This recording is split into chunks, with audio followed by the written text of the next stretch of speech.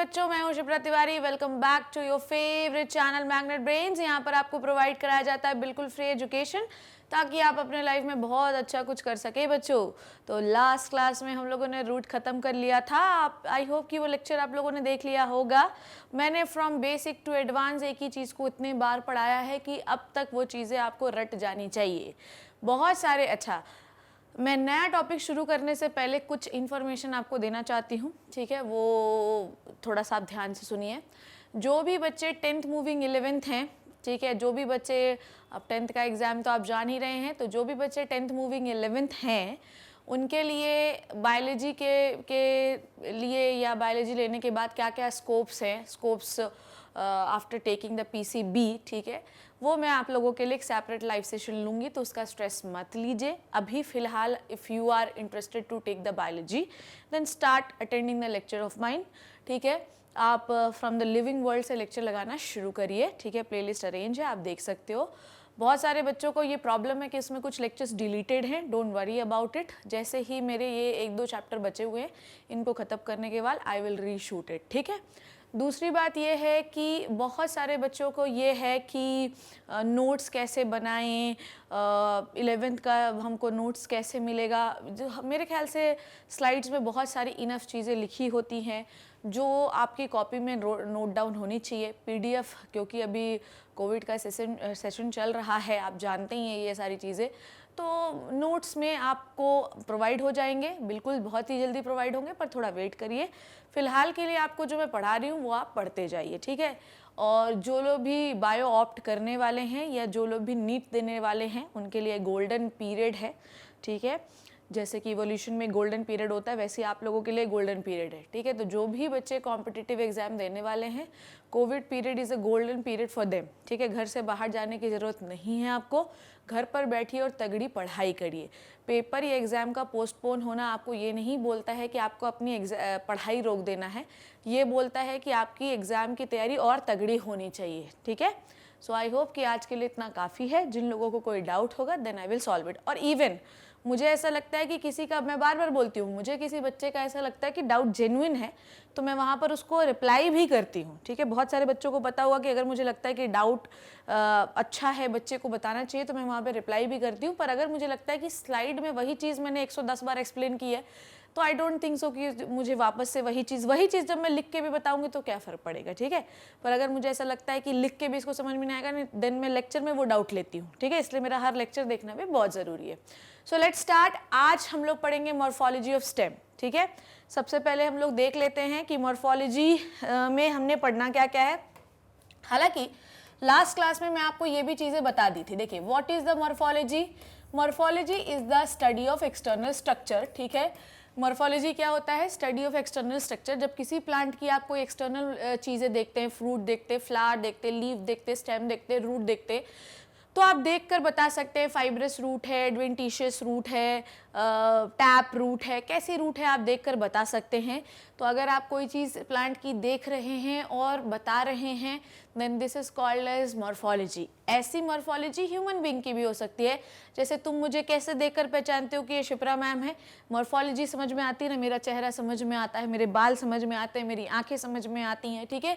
तो हर कोई देखकर ये बता सकता है कि ये शिप्रा मैम है। ऐसे ही गुलाब का पेड़ है, गेंदे का पेड़ है, फलाने का पेड़ है, ढिमाके का पेड़ है, कैसे पहचानते हो? देख लेते हो ना। सो द एनीथिंग जो आपको दिख रही है, this is called as morphology. The internal structure जो आपको नहीं दिखते हैं और जिनको आपको सेल, टिश्यू ये सब पढ़ना पड़ता है, this is called as anatomy. Anatomy हम लोग ऑलरेडी कंप्लीट कर चुके हैं। सो मॉर्फोलॉजी में हमने पढ़ना क्या क्या था बच्चों? मॉर्फोलॉजी में हमने पढ़ना है रूट, ठीक है। रूट पढ़ना है। रूट के बाद we are going to talk about the stem, ठीक है। स्टेम के बाद we are going to talk about the leaf, ठीक है। लीव्स लिखना चाहिए पर मैंने एक सिंगल लिखा है। Then we are going to talk about the fruit, ठीक है। Then we are going to talk about the flower and then we are going to talk about the seed. हम इन चीज़ों के बारे में बात करने वाले हैं मॉर्फोलॉजी के पूरे चैप्टर में, जिसमें मेरे प्यारे बच्चों हम लोगों ने सबसे पहले अपना झंडा कहाँ गाड़ दिया है? रूट पे, ठीक है। हम लोगों ने रूट कंप्लीट कर लिया है, ठीक है। We are completed the root, ठीक है। आज की कहानी जो मुझे है सुनानी वो है स्टेम के बारे में, ठीक है। अब स्टेम में हम लोग तीन पार्ट ऑफ द स्टेम पढ़ेंगे। एक हम पढ़ेंगे अंडरग्राउंड स्टेम, ठीक है, अंडरग्राउंड स्टेम, ओके। एक हम पढ़ेंगे बच्चों सब एरियल स्टेम, ठीक है, सब एरियल स्टेम, ठीक है। ध्यान से समझिएगा क्योंकि आज का लेक्चर भी बहुत इंपॉर्टेंट है। मैं बार बार बच्चों को ये बोलती हूँ कि मॉर्फोलॉजी में आपको ये थोड़ी पूछा जाएगा कि बताओ कि रूट कहाँ होती है। अब ये तो बच्चा पैदा होता है तब से पता होता है कि जमीन के नीचे रूट होती है। अब कोई नई बात थोड़ी बता रहे हो आप, तो पता तो सबको है, हैं? तो ये क्वेश्चन थोड़ी आपके नीट में पूछा जाएगा। क्वेश्चन पूछा जाता है थोड़ा बहुत फाइब्रस रूट से, मॉडिफिकेशन जितने भी है रूट के, स्टेम के, लीव्स के, फ्लावर के, बड के, फूल के, किसी के भी, उनसे आवश्यक रूप से क्वेश्चन आएगा बच्चों। मैं बहुत जोर दे के बोल रही हूँ, अगर आप चाहते हैं कि आपके एग्जाम में 3 से 4 क्वेश्चन राइट हो जाए बिना किसी स्ट्रेस के, बिना कुछ सोचे हुए, तो याद रखना मेरी बात कि मॉर्फोलॉजी में जो मॉडिफिकेशन है वो आपने रटने हैं। मैं आपको इसके क्वेश्चन भी कराऊंगी, ठीक है। उसके बाद एरियल स्टेम के बाद हम लोग पढ़ेंगे एरियल स्टेम, सब एरियल के बाद हम लोग पढ़ेंगे एरियल स्टेम। हाय हाय मैडम, ये सब क्या बोल रही हो आप? हैं सुबह से क्या है, भांग धतूरा चढ़ा के आ गई क्या मैडम आप? ये क्या क्या शब्द बोले जा रही हो? अब आपको बताती हूँ, क्योंकि हमें तो पता है कि एक ही प्रकार का स्टेम होता है। आज आप बोल रहे हो कि अंडरग्राउंड भी होता है ना? आज इसी के बारे में हम लोग बात करेंगे, उसके बाद इन टॉपिक्स को लेंगे। So let's start with the stem, ठीक है। शुरू करें स्टेम के बारे में। चलो आ जाओ बच्चों, स्टेम शुरू करते हैं। देखिए, अब मेरे प्यारे लालों को ये पता होगा, ठीक है, कि स्टेम कैसे डेवलप होता है, ठीक है। जैसे कि आपको पता है कि this is the embryonal axis, ठीक है, okay, this is the cotyledon of the seed, ठीक है। तो ये क्या होता है मेरे प्यारे बच्चों? दिस इज कॉल्ड एज प्ल्यूम्यूलर, ठीक है। ये क्या होता है? प्ल्यूम्यूलर। और ये होता है रेडिकल। ये क्या होता है? अगर किसी को इसमें कंफ्यूजन है मेरे बच्चों, तो आप रूट का लेक्चर जाके लगा सकता है। रूट का तुम लेक्चर लगाएगा ना तो तुमको ये अच्छे से समझ में आएगा कि मैं क्या बोल रही हूँ। तो दिस इज कॉल्ड एज, ये क्या था बच्चों? दिस इज द एपिकोटाइल, जहां से आपके कॉटिलिडन जुड़े होते हैं। मैडम ये कॉटिलिडन क्या होते हैं? Cotyledon are the leaves of the seeds, ठीक है। जो फ्लैशी पार्ट आपको सीड में दिखाई देता है, जिसको आप खाते हो, this is called as cotyledon, which contain the reserve food which provide continuous energy for the germinating seed. और अगर आप सीड को जर्मिनेट नहीं भी कर रहे हो तो भी उसे सर्वाइव करने के लिए एनर्जी चाहिए है, समझे हो? मान लो कि मैं एक सीड हूँ, तो मैं कोई काम करूँ या मैं कोई काम नहीं करूँ, मुझे सोने के लिए भी एनर्जी चाहिए है, मुझे बिस्तर पे बैठे रहने के लिए भी एनर्जी चाहिए। तो if I am a seed, then इस प्रोसेस को एनर्जी कौन प्रोवाइड करता है? कॉटिलिडन, क्योंकि कॉटिलिडन के पास रिजर्व फूड मटेरियल होता है। सीड के बारे में हम और डिटेल से पढ़ेंगे। And this is called as hypocotyl. ये ऑलरेडी मैं एक बार डिस्कस कर चुकी हूं, तो इसलिए मैं बहुत डिटेल से इसमें नहीं जाऊंगी, ठीक है। तो ये हो गया, और फिर मुझे सीड में और एक बार पढ़ाना है, ओके। नाउ प्लीम्यूल से, जैसे कि मैंने आपको बताया था कि रेडिकल से आप क्या डेवलप करते हो? रूट। रूट में भी कौन से डेवलप करते हो? प्राइमरी रूट, ठीक है। तो जो भी रूट रेडिकल से डेवलप होगी उसे हम ट्रू रूट कहते हैं, जो नहीं डेवलप होगी वो ट्रू रूट नहीं बल्कि वो एडवेंटिशियस रूट है। प्लीम्यूल से हम डेवलप करते हैं स्टेम, ठीक है। प्लीम्यूल से हम क्या डेवलप करते हैं? Stem. So please always remember this कि प्लीम्यूल से हम लोग स्टेम डेवलप करते हैं। नाउ अब स्टेम के कैरेक्टर पढ़ लेते हैं थोड़े से, ठीक है। अगर मैं एक प्लांट देख रही हूँ, suppose that this is the root of my plant, ठीक है, तो और ये मेरा स्टेम है, ठीक है। ये मेरे स्टेम की ये क्या है? ब्रांचेस है, और इन ब्रांचेस में लीव्स लगी हुई हैं, ठीक है। ये ब्रांचेस है और इन ब्रांचेस में लीव्स लगी हुई है, ठीक है, ओके। ये मेरी ब्रांचेस है और इसमें लीव्स लगी हुई हैं। अब यहाँ से जो सनलाइट पड़ रही, ध्यान से, अब यहाँ से सनलाइट बना देती हूँ। अब सनलाइट पड़ रही है तो सनलाइट स्टेम पे डायरेक्ट पड़ रही है कि नहीं पड़ रही है? तो इसका मतलब मैं ये लिख सकती हूँ कि स्टेम जो होता है वो नेगेटिव जियोट्रॉपिक होता है। स्टेम जो होता है वो नेगेटिव जियोट्रॉपिक होता है। इसका मतलब ये कि स्टेम जो होता है वो ग्रेविटी के अगेंस्ट ग्रो होता है, ठीक है। और पॉजिटिव फोटोट्रॉपिक होता है। कैसा होता है? पॉजिटिव फोटोट्रॉपिक होता है, मतलब लाइट के डायरेक्शन में ग्रो होता है। So stem is negative geotropic, positive phototropic, developed by the plumule. समझ में आ गई बात? स्टेम को बहुत सारा लोग शूट भी कहते हैं। समटाइम कोई लोग स्टेम को शूट भी कह देते हैं। पर अब आप समझना कि what is the difference between shoot and stem. अगर कोई स्टेम जिसमें पत्ती वत्ती नहीं लगी हुई है और वो सूख गया है और वो ऐसे ही खड़ा हुआ है तो वो स्टेम है, पर वो शूट नहीं है, क्योंकि शूट वो होता है जिसमें लीफ होती है। So leaf bearing stem is called as shoot. Leaf bearing stem is called as shoot. समझी मेरी बात को मेरे प्यारे बच्चों? क्या बोला मैंने बोला कि अगर आपके पास कोई स्टेम खड़ा है, ठीक है, जिसके पास कोई भी ऑर्नामेंट्स नहीं है, जिसके पास कोई सजावट नहीं है, वैसे नंगा पुंगा खड़ा हुआ है, तो this is the stem but this is not the shoot. अगर आप बात कर रहे हो शूट की तो उसमें लीव्स होना चाहिए, फ्लावर्स होने चाहिए, बट ये सजा दजा होना चाहिए, this is called as shoot. So this is the basic difference between stem and shoot. ठीक है, अब आ जाओ मेरे बच्चों ना, अब मैं थोड़ा सा आपको बताती हूँ, पता क्या, जैसा कि हम बात कर रहे थे कि स्टेम में हमको ये 3 पार्ट पढ़ने हैं, अंडरग्राउंड, सब एरियल, एरियल। क्या जानते हो ये क्या होता है, हैं? आओ सबसे पहले मैं यही आपको सिखाती हूँ। देखते हैं एरिया ऑफ स्टेम। देखिए आ जाइए बच्चों, एरिया ऑफ स्टेम देखेंगे हम लोग। क्या होता है एरिया ऑफ स्टेम? देखो, सपोज दैट कि मैंने एक स्टेम लगाया, ठीक है, बहुत ही मोटा स्टेम हो गया, लेट मी बनाओ दूसरा स्टेम।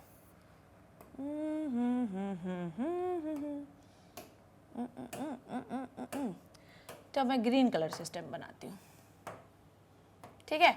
सपोज दैट कि मैंने बनाया एक stem, done, this is the stem, I know this is the very मोटा stem but let it be. अब मैं भी तो वैसे ही हूँ, इसलिए मैं स्टेम भी वैसे ही बनाती हूँ, है ना। Now let me make the root, बना दी root, and let me make the ground, ठीक है। So this is the ground, this is the ground, and now let me make the पेड़, ठीक। नाउ अब मैं लेबल करने वाली हूं the part of the stem. चलो भैया, ये जो पार्ट आपको दिख रहा है, जो जमीन के नीचे दिख रहा है, अगर कोई बच्चा ये सोचता है कि सिर्फ और सिर्फ रूट हो सकती है जमीन के नीचे, तो ऐसा नहीं है। बहुत सारे प्लांट ऐसे होते हैं जिनकी स्टेम नीचे चली जाती है, जैसे कि आलू, ठीक है, आलू इज ए स्टेम, है ना। प्याज में स्टेम और लीव्स दोनों हैं, पर it is a type of stem, ठीक है। फिर उसके बाद बहुत सारे जो आप खाते हैं, जिमीकंद, जो आप खाते हैं, अरबी, ये सब क्या है? ये सब क्या है? ये स्टेम है। हमको लगता है बचपन से हम सोचते हैं, जब तक हम पढ़े लिखे नहीं होते, जब तक हम 11वीं कक्षा में नहीं पहुंचते, तब तक हमें लगता है कि जो भी चीज़ हम ज़मीन से निकाल रहे हैं वो सब रूट है, पर ऐसा नहीं है बच्चों। कभी कभी पौधे का स्टेम भी ज़मीन के नीचे चला जाता है, and this is called as underground stem. क्या कहलाता है बच्चों? अंडरग्राउंड स्टेम, ठीक है। ये क्या कहलाता है? Underground stem. उसके बाद जो पार्ट आपको हवा में झूलता हुआ दिखाई दे रहा है, this is called as aerial stem, ठीक है, जो आपको बिल्कुल जमीन के बाहर बिल्कुल दिखाई देगा। अब वो थोड़ा सा पार्ट जो कि जमीन के आसपास है, लुक एट दिस एरिया, वो पार्ट जो जमीन के आसपास है उसे आप कहते हैं सब एरियल स्टेम, ठीक है। मतलब ये पूरा हिस्सा जो है, जो थोड़ा सा जमीन के नीचे, थोड़ा सा जमीन के ऊपर है, इसे आप कहते हैं सब एरियल स्टेम। समझ में आ गई बात? क्या बोला मैंने कि जो पार्ट जमीन के पूरा ऊपर है, this is called as aerial stem, number 1। जो पार्ट थोड़ा सा, बिल्कुल इतना सा जमीन के नीचे, उतना सा ही जमीन के ऊपर है, this is called as subaerial stem, ठीक है, हवा के कांटेक्ट में है, ठीक है। और वो पार्ट जो जमीन के बिल्कुल नीचे है, this is called as underground stem. Done done done done मेरे बच्चों को। अब आते हैं हम लोग, सो ये हम सीख गए कि भैया स्टेम क्या होता है, ठीक है, स्टेम के कैरेक्टर क्या हैं, ठीक है। उसके बाद हम ये सीख गए कि शूट और स्टेम में डिफरेंस क्या होता है। फिर हम सीख गए कि स्टेम डेवलप किससे होता है। फिर हम सीख गए कि स्टेम के पार्ट कितने होते हैं, ठीक है, एरिया कितना होता है। अब मैं आपको बता रही हूँ पार्ट्स ऑफ द स्टेम, ठीक है। अभी हम एरिया सीखे, अब हम सीखेंगे पार्ट्स ऑफ द स्टेम। एक एक करके बेसिक चीज़ें सीखेंगे पहले। पार्ट्स ऑफ द स्टेम देखिए क्या होता है, ध्यान से समझिएगा, क्योंकि ये जो चीज़ है बड़ी इंपॉर्टेंट चीज़ बता रही हूँ मैं आपको। देखो, suppose that let me make the stem. सबसे पहले हम स्टेम बनाते हैं, ब्लू ही से बनाएंगे क्योंकि विजिबल ज़्यादा अच्छा होगा ब्लू। ओके, नाउ देखिए, अगर मैं कोई स्टेम ड्रॉ कर रही हूँ, ठीक है, अगर मैं कोई स्टेम ड्रॉ कर रही हूँ, ध्यान से देखेंगे सब लोग, ठीक है। Now this is the root of the stem, ठीक है। अगर मैं कोई स्टेम ड्रॉ कर रही हूँ, ठीक है, तो स्टेम में मुझे दिखेंगे नोड्स, ठीक है। दूसरे कलर से बनाती हूँ ना नोड्स को, तो स्टेम में मुझे दिखाई देंगे नोड्स, ओके, नोड्स, नोड्स, ठीक है। मैं लाइन बना रही हूँ पर आपको ऐसा ही देखना है, ये पिंक पिंक, ठीक है। अब मैं इसको मिटा देती हूँ, ठीक है। ये दिखाई देंगे आपको नोड्स, समझो बात को। पहले लिखेंगे this is the stem and this is the nodes, done. अब दो नोड्स के बीच की जगह को बच्चों ध्यान से समझो, दो नोड्स की बीच की जगह को हम कहते हैं इंटरनोड। समझे आप क्या बोला मैंने? दो नोड्स की बीच की जगह को हम कहते हैं इंटरनोड, समझ गए? दो नोड्स की बीच की जगह को हम कहते हैं इंटरनोड, डन। अब ये जो नोड्स है ना, ठीक है, ये जो नोड है, इस नोड से पता है आपको क्या निकलेगी? ध्यान से समझेंगे बात को मेरी, क्या बोल रही हूं मैं। इस नोड से निकलेगी हमारी लीफ, ठीक है। इस नोड से हमारी निकलेगी लीफ, थोड़ा डार्क कलर लेना पड़ेगा। इस नोड से निकलेगी, ये ठीक है, इस नोड से निकलेगी हमारी लीफ, ठीक है। ये निकली लीफ, निकली लीफ, डन। एक ही लीफ बना रही हूं मैं। सो इस नोड से हमारी निकलेगी लीफ, ठीक है। अब समझो, लीफ का ये जो हिस्सा आपको दिखाई दे रहा है जिससे लीफ जुड़ी हुई है नोड से, this is called as petiole. क्या कहलाता है? पेटियोल, जिससे लीफ जुड़ी हुई होती है, ठीक है, डन, ठीक। ये क्या है आपका? मिडरिब। हालांकि मैं ये सारी चीजें अभी आपको लीफ में फिर पढ़ाऊंगी, पर अभी बता दे रही हूँ। This is the midrib, this is the when of the leaf, this is the when of the leaf, ठीक है, डन। अब आओ मेरी बात को, क्या बोल रही हूं मैं, आप नोड्स और इंटरनोड्स के बीच में समझ गए, ठीक है। अब इस नोड से ध्यान से समझो क्या बोल रही हूं मैं। अब इस नोड से हम लोग इस कलर से बनाते हैं, इस नोड से हम निकाल सकते हैं ब्रांच भी, इस नोड से हम ब्रांच भी निकाल सकते हैं, समझ में आई बात? तो इस नोड से हम लीफ भी निकाल सकते हैं, इस नोड से हम ब्रांच भी निकाल सकते हैं, ठीक है। पर ब्रांच क्या एग्जैक्टली नोड से निकलते हैं ये अभी हमको समझना बाकी है, ठीक है। अब आपको नोड्स क्लियर हो गया, लीफ कहां से निकलती है ये क्लियर हो गया। अब आपको ध्यान से समझना है, देखो ध्यान से समझो क्या बोल रही हूं मैं, है ना। देखो ये जो एरिया आपको दिखाई दे रहा है, ठीक है, देखो ध्यान से, ये वाला एरिया,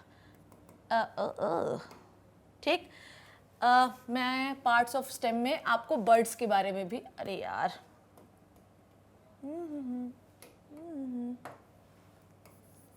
चलो पहले इसका स्क्रीनशॉट ले लो ना बच्चों। अब आपको कुछ और चीजें समझाती हूं मैं, ठीक है, देखोगे ध्यान से। ये जो स्टेम का पोर्शन है, ध्यान से समझेंगे सब लोग, ये जो स्टेम का पोर्शन है ना, इस स्टेम के पोर्शन को हम कहते हैं एपिकल पोर्शन। कौन सा पोर्शन कहते हैं इसे हम कहते हैं एपिकल पोर्शन। एपिकल मतलब टिप पर, ठीक है, टिप पर। तो ये जो स्टेम का पोर्शन है जो बिल्कुल ऊपर दिखाई दे रहा है, this is called as apical portion. ये जो पोर्शन दिखाई दे रहा है जहां से हमारी क्या आ सकती है, जहां से ब्रांच भी आ सकती है, this is called as lateral portion और एक्सिलरी पोर्शन। समझ रहे हैं बात को? This is called as axillary portion, यहां पे लिख देती हूं मैं, this is called as axillary portion, ठीक है। अच्छा, अब स्टेम में क्या क्या हो सकता है? स्टेम में लीफ हो सकती है, स्टेम में फ्लावर हो सकता है, स्टेम में ब्रांच हो सकती है, स्टेम में बहुत सारी चीजें हो सकती है। अब आगे बढ़ती हूं मैं इसी के साथ, क्योंकि मैं स्टेम पढ़ाने वाली हूं इसलिए मैं आपको शुरू करूंगी बर्ड्स के बारे में, ठीक है। अब सब लोग मेरी बात समझना, क्योंकि स्टेम में हम लोग पढ़ रहे हैं तो हमें बर्ड्स के बारे में भी जानना जरूरी है, ठीक है। देखो ध्यान से देखो बच्चों मेरे, क्या बोला मैंने, ये एक स्टेम बना लो, ठीक है, ये एक स्टेम बना लिया हम लोगों ने, ठीक है। अब क्या करो, क्या बोला, स्टेम को एक्चुअली थोड़ा मोटा बना लेते हैं हम लोग, ठीक है, स्टेम को हम लोग थोड़ा सा मोटा बना लेते हैं। ये एक स्टेम बना लिया हम लोगों ने, इतना मोटा, आई थिंक इतना मोटा इज गुड। ये स्टेम बना लिया, चलो अब क्या करना है, ध्यान से देखना मेरी बात, क्या बोल रही हूं मैं। ये जो रेड रेड हैं ये क्या हैं हमारे नोड्स, ये क्या हैं हमारे बच्चों नोड्स, ठीक है, दिस इज द नोड्स, ठीक है। दो नोड्स के बीच की जगह क्या होती है, इंटर नोड्स। अब इन नोड से क्या निकल सकती है, इन नोड से दो चीजें निकल सकती हैं, या तो इन नोड से ब्रांच निकल सकती है या इन नोड से लीव्स भी निकल सकती हैं, ठीक है, ओके ना ना ना ब्रांच नहीं, ठीक है। इन नोड से क्या निकल सकती है, लीव से निकल, ओ लीव्स, ठीक है। इन नोड से अपन ने क्या निकाल ली बच्चों, लीव्स निकाल ली, ठीक है, ये लीफ निकल गई। आप समझो बात को, क्या बोल रही हूँ, ये है अपना स्टेम, सॉरी ये क्या है अपना स्टेम, ये है अपने नोड्स, दो नोड्स के बीच की जगह क्या हो गई, इंटर नोड। अब ध्यान से समझना, ठीक है, देखो लीफ और स्टेम के बीच की जगह को, लीफ और स्टेम की बीच की जगह को हम कहते हैं लीफ एक्सल। क्या कहते हैं बच्चों हम, लीफ एक्सल, ठीक है। लीफ और स्टेम के बीच की जगह को हम कहते हैं लीफ एक्सल, डन। यहाँ पर अब ब्लैक कलर से बनाती हूँ, यहाँ पर एक मेरिस्टेमेटिक टिश्यू होता है जो कि एक बड लाइक स्ट्रक्चर बनाता है। एक्सल समझ गए, लीफ और स्टेम के बीच का जो बीच का पोर्शन है, this is called as leaf axil. अब दोनों के बीच में एक मेरिस्टेमेटिक टिश्यू होता है जो कि एक बड लाइक स्ट्रक्चर बना लेता है, this is called as axillary bud, this is called as axillary bud. The bud which is made up of meristematic tissue, किससे बना हुआ है ये, meristematic tissue से बना हुआ है। The bud which is made up of meristematic tissue present at the area of leaf axil, present in between the leaf and stem, this area is called as leaf axil, and the bud present in between the leaf axil is called as axillary bud, done। now ये हो गया axillary bud, आप समझ गए। Now अब मैं ये कौन सी बर्ड, मैंने पहले आपको बर्ड समझा दी है, axillary bud, axillary bud,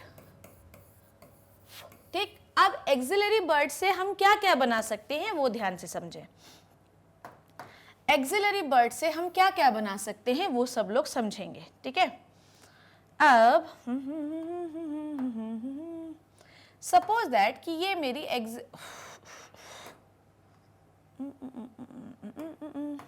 suppose that कि यहाँ मेरी एक्सिलरी बर्ड प्रेजेंट है, ठीक है। तो इस एक्सिलरी बर्ड से पता है मैं क्या बना सकती हूँ, इस एक्सिलरी बर्ड से मैं ब्रांच बना सकती हूँ। क्या बना सकती हूँ, ब्रांच, ठीक है, ओके। इस एक्सिलरी बर्ड से मैं ब्रांच बना सकती हूँ और यहाँ पर भी एक्सिलरी बर्ड हो सकती है, तो इस एक्सिलरी बर्ड से मैं फ्लावर भी बना सकती हूँ। समझ में आई बात। तो इस एक्सिलरी बर्ड से मैं ब्रांच और फ्लावर बना सकती हूँ, ठीक है, ब्रांच एंड फ्लावर, ठीक है। आपको ये समझ में आ गया है कि स्टेम में पोर्शन कौन कौन से हैं, ठीक है। थोड़ा सा आगे इधर अभी आते हैं, देखो ध्यान से समझना। अगर मैं बात करूँ स्टेम में होता क्या क्या है, तो यहाँ पर भी मेरे पास जगह नहीं है, let me add one more slide यहाँ पर, ठीक है, यहाँ पर, ओके।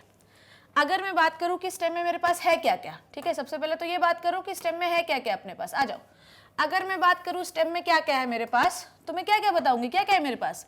स्टेम में है ब्रांचेस, ठीक है, स्टेम में है ब्रांचेस, ठीक है, स्टेम में है ब्रांचेस, ठीक है, स्टेम में है नोड्स, स्टेम में है नोड्स, ठीक है, स्टेम में है इंटर नोड्स, ठीक है, स्टेम में है लीव्स, स्टेम में और क्या होती है, यहाँ पर क्या होती है, एक्सिलरी बर्ड, ठीक है, यहाँ पर भी एक्सिलरी बर्ड, यहाँ पर भी एक्सिलरी बर्ड। अब एक्सिलरी बर्ड से क्या क्या आ सकता है, लीफ और ब्रांचेस दोनों आ सकती हैं, तो ये आ गई लीफ, एक हो गई ब्रांच, ठीक है।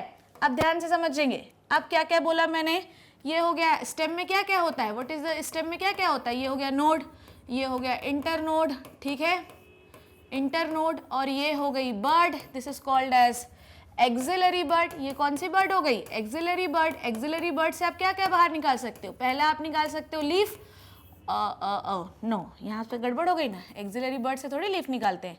एक्सिलरी बर्ड से हम क्या निकाल सकते हैं, ब्रांच, ठीक है, और एक्सिलरी बर्ड से हम क्या निकाल सकते हैं, फ्लावर, ठीक है, क्या बना सकते हैं, फ्लावर। अब आपके स्टेम में और क्या दिखाई देता है, आपके स्टेम में हमें दिखाई देती है लीफ, स्टेम में हमें क्या दिखाई देता है, और स्टेम में हमें मैडम दिखाई देती लीफ। तो ये जो नोड है इनसे क्या बाहर आती है, लीफ, तो इन नोड से क्या बाहर आती है, लीफ, ठीक है। तो ये क्या हो गई अपनी लीफ, क्या हो गई, लीफ, ठीक है, डन हो गई, क्यों दिक्कत, कोई परेशानी तो नहीं है इसमें। नाउ तो हमारे पास स्टेम में ये सारी चीजें होती हैं। अब आपको एक और चीज बताती हूँ, यहाँ पर भी ऊपर की ओर भी कुछ क्या होते हैं, मेरिस्टेमेटिक टिश्यूज होते हैं। इनको आप कहते हो bird, which is called as apical bird. क्या कहलाते हैं, एपिकल बर्ड, ठीक है। तो आपके स्टेम में और क्या हो सकता है, फ्रूट भी हो सकता है। तो आपके स्टेम में क्या क्या है, आपके स्टेम में बर्ड है, आपके स्टेम में लीफ है, आपके स्टेम में ब्रांच है, आपके स्टेम में फ्लावर है, आपके स्टेम में एपिकल और एक्सिलरी बर्ड है, नोड्स है, इंटरनोड है। तो बेटा अगर ऐसा कुछ भी स्ट्रक्चर दिखाई दे, ठीक है, अगर ऐसा कुछ भी स्ट्रक्चर दिखाई दे, नोड दिखाई दे, इंटरनोड दिखाई दे, बर्ड्स दिखाई दे, ब्रांच दिखाई दे, फ्लावर दिखाई दे, फ्रूट दिखाई दे, तो वो किसका मॉडिफिकेशन है या वो क्या है, स्टेम है। ये आपको याद रखना है, ठीक है। आगे बढ़े हम लोग ना, हम लोग यहाँ थे तो हम समझ गए पहली कौन सी होती है, एक्सिलरी बर्ड। एक्सिलरी बर्ड जो है वो ब्रांच और बनाने का काम करती है और फ्लावर भी बना सकती है। तो एक्सिलरी बर्ड दो चीजें बनाती है बच्चों, एक्सिलरी बर्ड बनाती है ब्रांच और एक्सिलरी बर्ड बनाती है फ्लावर। डन, आ गए। अब चलो दूसरी बर्ड के बारे में मैं आपको समझा रही हूं, वो है एपिकल बर्ड। ध्यान से समझेंगे बात को। दूसरी बर्ड हम बात कर रहे हैं एपिकल बर्ड। एपिकल बर्ड, आइए क्या होता है एपिकल बर्ड। एक स्टेम बनाइए, ठीक है, सब लोग ध्यान से सुनेगा मेरी बात को। देखो अब यहां पर तो क्या है, एक्सिलरी बर्ड है, ठीक है। यहां से क्या निकल गई आपकी ब्रांच, यहां से आपकी क्या निकल गई, branch. What is the axillary bud, suppose that यहां पर लीफ है, ये क्या है आपका नोड, ये क्या है आपका नोड, नोड से क्या बाहर आती है, लीफ, ठीक है। लीफ और स्टेम के बीच की जगह को क्या कहते हैं, एक्सिल।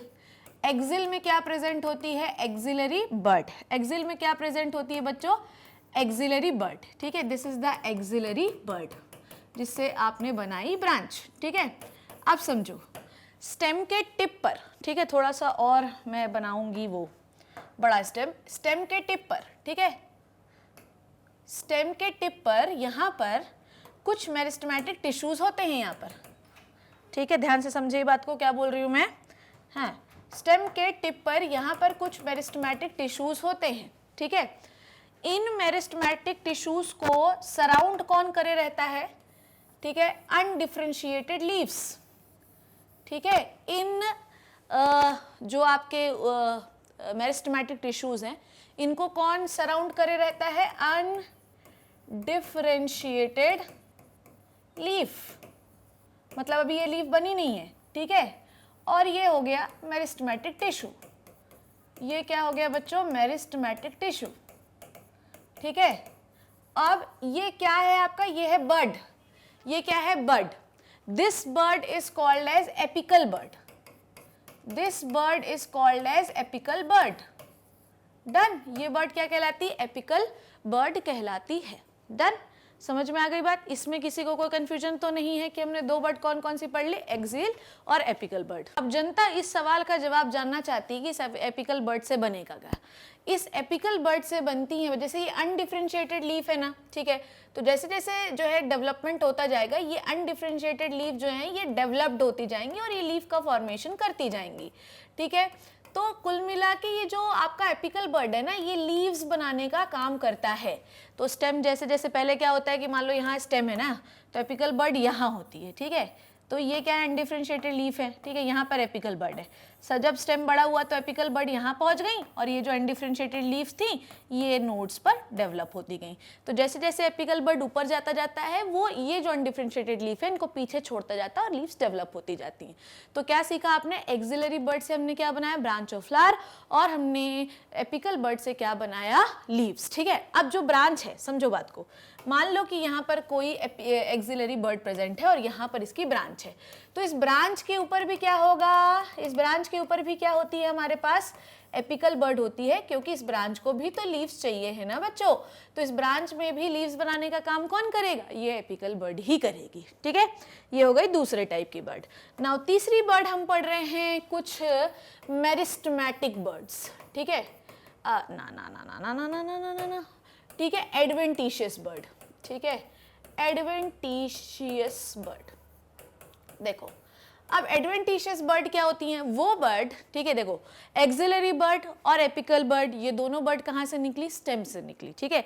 एक्सिलरी बर्ड ने क्या बनाया? Branch of flower. Apical bud ने क्या बनाई? लीव्स। एपिकल बर्ड ऊपर जाती जाती है, पीछे साइड लीव्स को छोड़ती जाती है, मतलब लीव्स बना बना के छोड़ती जाती है। अब दूसरी बात ये है हमारी कि एडवेंटिशियस बर्ड क्या है? जो bird other than stem develop हो, समझो बात को, जो bird other than stem develop हो, ठीक है, जो भी bird other than stem develop होती है, ठीक है, डेवलप होती है, उसे हम क्या कहते हैं? Adventitious bird. जैसे एक एग्जांपल मैं आपको बताती हूँ, ब्रायोफिलम, ठीक है, ब्रायोफिलम एक लीफ है, ठीक है, ब्रायोफिलम क्या है बच्चों? एक लीफ है। तो बर्ड तो हमारी स्टेम में डेवलप होती हैं, पर कभी कभी ब्रायोफिलम की लीव्स में भी बर्ड डेवलप हो जाती हैं, ठीक है। ये देखो ऐसे लेटरल बर्ड्स इनमें डेवलप हो जाती हैं, जिससे एडवेंटिशियस रूट्स बाहर आने लगती हैं। ये मैंने आपको पढ़ाया भी है। ऐसा ही एक एग्जाम्पल है मेरे लाल, मेरे बच्चों, मेरे हरे पीले नीले गुलाबी शुगर अरे यार स्वीट पोटैटो का, ठीक है। Sweet potato is a modified root, ठीक है, पर फिर भी स्वीट पोटैटो में भी क्या होती हैं? स्वीट पोटैटो में भी क्या होती हैं? बर्ड्स होती हैं। तो एडवेंटिशियस वो बर्ड्स वो होती हैं जो स्टेम के अलावा किसी और जगह से आने लगे। तो लीफ से आएगी तो ब्रायोफिलम एग्जाम्पल है, रूट से आएगी तो स्वीट पोटैटो एग्जाम्पल है। Done. So I think we are done with the bird. तो अगर आपसे पूछा जाए, ठीक है, अगर आपसे पूछा जाए कि भैया स्टेम में हमको क्या क्या पढ़ना है, बताइए। अगर हम स्टेम की बात करें तो हमें क्या पढ़ना पड़ेगा? तो अगर हम स्टेम की बात करेंगे तो हमें पढ़ना पड़ेगा बर्ड्स के बारे में, जो हमने क्लियर कर लिया, ठीक है। अब अगर तुम बर्ड्स पढ़ रहे हो, ठीक है, अगर तुमने बर्ड्स पढ़ लिया है, तो अगर मैं स्टेम का मॉडिफिकेशन पढ़ूं, समझो बात को, हमें स्टेम में क्या चीज़ पढ़नी है? हमें स्टेम में पढ़ना है उसका स्ट्रक्चर, ठीक है, जो हमने ऑलरेडी पढ़ लिया, स्टेम क्या होता है, ठीक है, ये पढ़ लिया।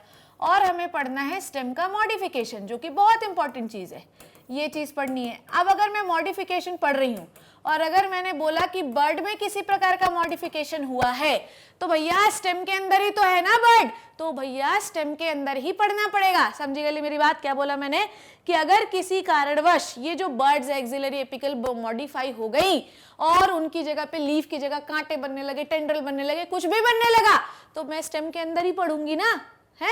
तो स्टेम के अंदर मॉडिफिकेशन में बर्ड का मॉडिफिकेशन भी आएगा, ठीक है। डन। अब स्टेम कितने प्रकार का हो सकता है भैया? ये आई थिंक मुझे बताने की जरूरत नहीं थी, पर फिर भी बता देती हूँ। स्टेम कितने टाइप का हो सकता है? स्टेम हो सकता है हर्ब, ठीक है, स्टेम हो सकता है श्रब, ठीक है, और स्टेम हो सकता है ट्री। अब ये शायद मैं नहीं भी बताती तो भी काम चल जाता, पर ठीक है। देखो ये क्या है? ये बिल्कुल ही हर्ब है, मतलब ये कभी वुडी हो ही नहीं सकते, ठीक है। ये हमेशा ग्रीन रहेंगे, ठीक है, कभी वुडी नहीं होंगे। अरे यार ग्रीन का स्पेलिंग कैसे गलत लिख दिया मैंने। हाँ, तो ये हमेशा क्या रहेंगे? ग्रीन रहेंगे, कभी वुडी नहीं होंगे, ठीक है, कभी ग्रीन रहेंगे हमेशा, कभी वुडी नहीं होंगे। एग्जाम्पल बता दो जरा मुझे। टमाटो हो गए यार, इतने सारे देखते हो यार तुम लोग खुद ही, ठीक है।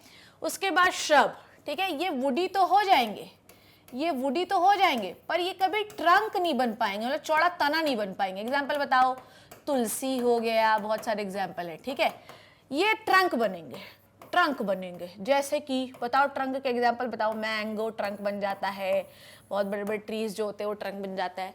तो हर्ब, श्रब और ट्री, ये 3 क्लासिफिकेशन है स्टेम के, ठीक है।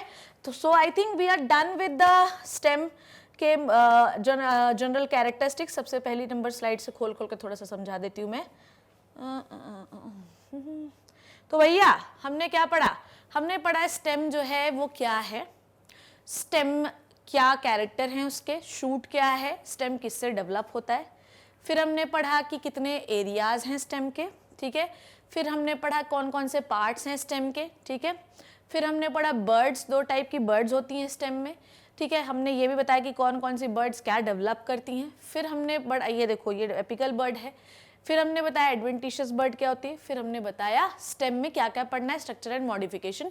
तो अगर स्टेम में पाए जाने वाली बर्ड में मॉडिफिकेशन होगा जो कि एक्सिलरी और एपिकल है, तो हम मानते हैं कि स्टेम का ही मॉडिफिकेशन है वो। और हमने पढ़ा कितने टाइप के स्टेम हो सकते हैं। डन। आइए थ्योरी देख लेते हैं। चलिए आ जाइए। देखो मैंने बिना थ्योरी के तुम्हें सारी चीज़ें समझा दी, वही थ्योरी में लिखा होगा, तुम चाहे तो देख सकते हो बच्चों, है ना। चलो शुरू करते हैं थ्योरी। देखो क्या है। So let's start with the theory of morphology. अब हम देखते हैं थ्योरी के बारे में। चलो देख लो, आ जाओ फटाफट से।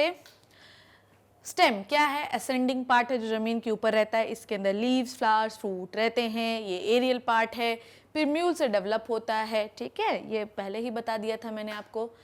Stem, the region bearing leaves present at together regular interval on the stem, its branches called as nodes. ठीक है, these are nodes दिखाई दे रहे हैं आपको। दो नोड के बीच की जगह को हम क्या कहते हैं? इंटरनोड कहते हैं। लीफ की जिससे जुड़ा होता है उसे कहते हैं पेटियोल। ठीक है, between two nodes is called as internode. Stem में होते हैं बर्ड्स। ठीक है, ये देखो ये बनाया हुआ है एपिकल बर्ड। ठीक है, देखो ध्यान से, ये है अपना एपिकल बर्ड और ये है बच्चों एक्सिलरी बर्ड। और ये जो पोर्शन आपको दिखाई दे रहा है this is the leaf axil जो मैंने आपको पढ़ाया, इनके बीच में होता है। और ये क्या बनाता है? ब्रांच बनाने का काम करता है। बर्ड क्या है? ये इमेच्योर है, यंग है, और ये एक मेरिस्टेमेटिक टिश्यू इनके पास होता है। ठीक है, स्टेम। ठीक है, अब स्टेम में देखते हैं दूसरी बर्ड क्या है? Terminal bud. टर्मिनल बर्ड क्या होती है? इसको एपिकल बर्ड भी कहते हैं, ये टिप पर होती है। और दूसरी होती है एक्सिलरी बर्ड जो साइड्स में होती है, जो लीफ एक्सिल में होती है। Leaf makes an angle between the upper part of the stem, this is called as leaf axil. ठीक है, और इस लीफ एक्सिल पे प्रेजेंट होती है एक्सिलरी बर्ड। ठीक है, फंक्शन क्या है स्टेम का? स्टेम का फंक्शन है पौधे को सपोर्ट करना। स्टेम का बहुत सारे स्टेम फोटोसिंथेसिस भी करते हैं, फूड बनाना और लीफ लगाना, ब्रांच लगाना, बहुत सारे काम है यार। ठीक है ना, अब हम जिस पार्ट के बारे में पढ़ रहे हैं बच्चों वो क्या है? वो है मॉडिफिकेशन ऑफ स्टेम। ठीक है, अब इसमें क्या है? देखो आलू आपको बहुत सारे दिखाई दे रहे हैं। ठीक है, आइए, जिस प्रकार से हम लोग ये पढ़ते हैं कि रूट का मॉडिफिकेशन वैथ होता है, वैसे ही हमें ये पढ़ना पड़ेगा कि भैया स्टेम का भी मॉडिफिकेशन होता है। पर अब आपको ये समझना है कि स्टेम और रूट का मॉडिफिकेशन क्या एक जैसा होता है, ये जानना बहुत ज़्यादा ज़रूरी है। तो आइए देखते हैं रूट और स्टेम के मॉडिफिकेशन में क्या अंतर होता है। फटाफट से आ जाओ इधर। देखो, स्टेम का modification is not like the root. ठीक है, और अगर मैं बात करूं कि हमारे स्टेम में कौन कौन सी चीज़ें होती हैं, तो आपको पता होना चाहिए कि स्टेम जो है लीफ होता है, उसमें बर्ड्स होती हैं, बहुत सारी चीज़ें होती हैं। ये सब चीज़ें अगर किसी चीज़ में मॉडिफाई हो जाए then this is called as modification. Now what is the need of modification? For the various adaptation into the environment. ठीक है, तो बहुत सारे अडेप्टेशन के लिए जो स्टेम होती है वो मॉडिफाई हो जाती है। अब अगर मैं बात करूं स्टेम की, तो स्टेम में मैंने आपको कितने पार्ट पढ़ाए हैं बच्चों? स्टेम में मैंने आपको टोटल 3 पार्ट पढ़ाए हैं।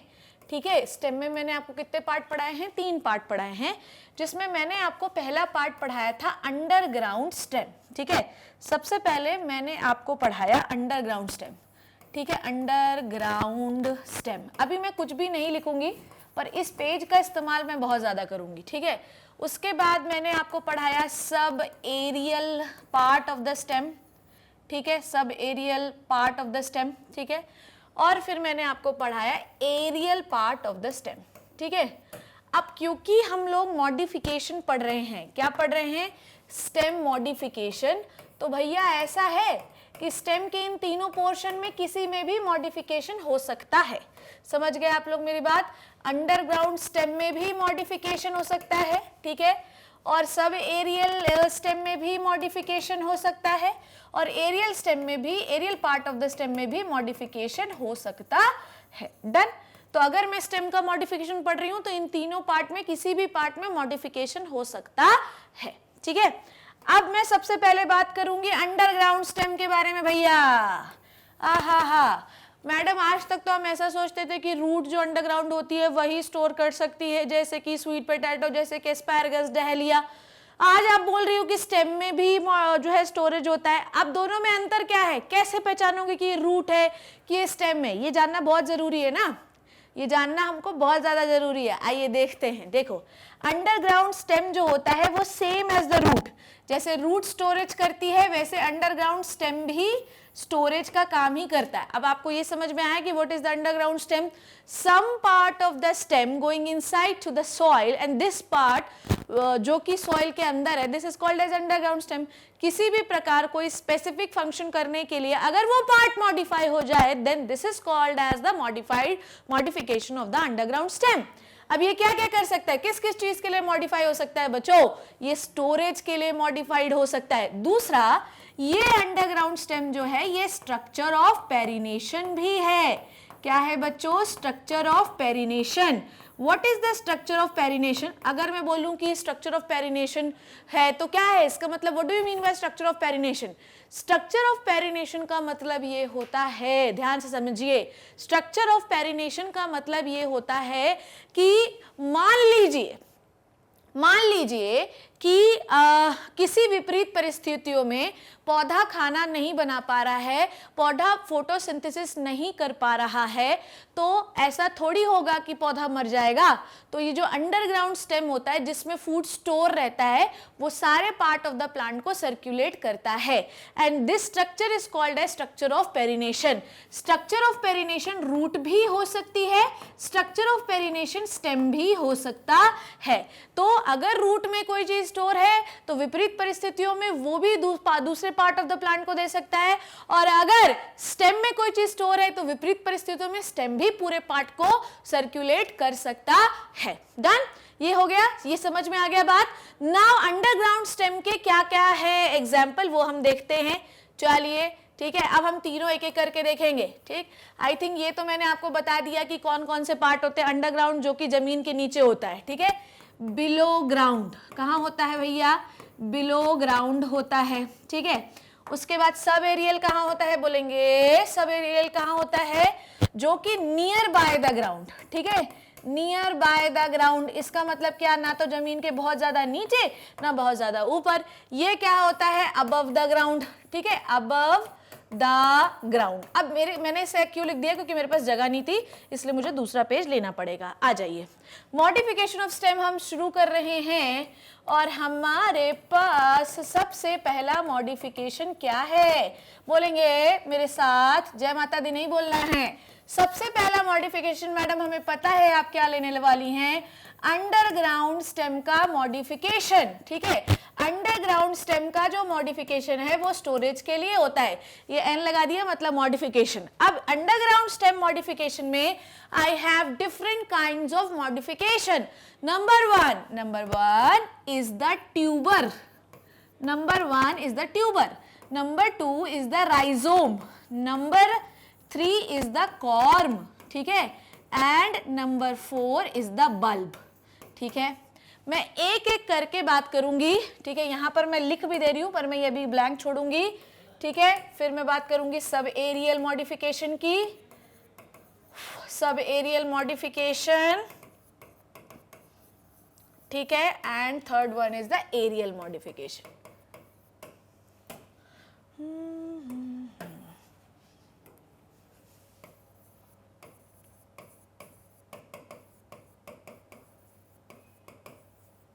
डन। तो अंडरग्राउंड स्टेम के मॉडिफिकेशन में पहला टाइप क्या है? ट्यूबर, ठीक है। चलो शुरू करते हैं बच्चों, ट्यूबर के बारे में देखिए, देखेंगे मेरी बात। ट्यूबर, चलो ट्यूबर का बेहतरीन एग्जाम्पल है बच्चों पोटैटो, बहुत अच्छा एग्जाम्पल, ठीक है। पोटैटो को कैसे बनाते हैं बताती हूँ मैं आपको, आ जाओ देखो। पोटैटो में क्या होता है कि सपोज दैट कि ये स्टेम है, अंडरग्राउंड स्टेम है ना, तो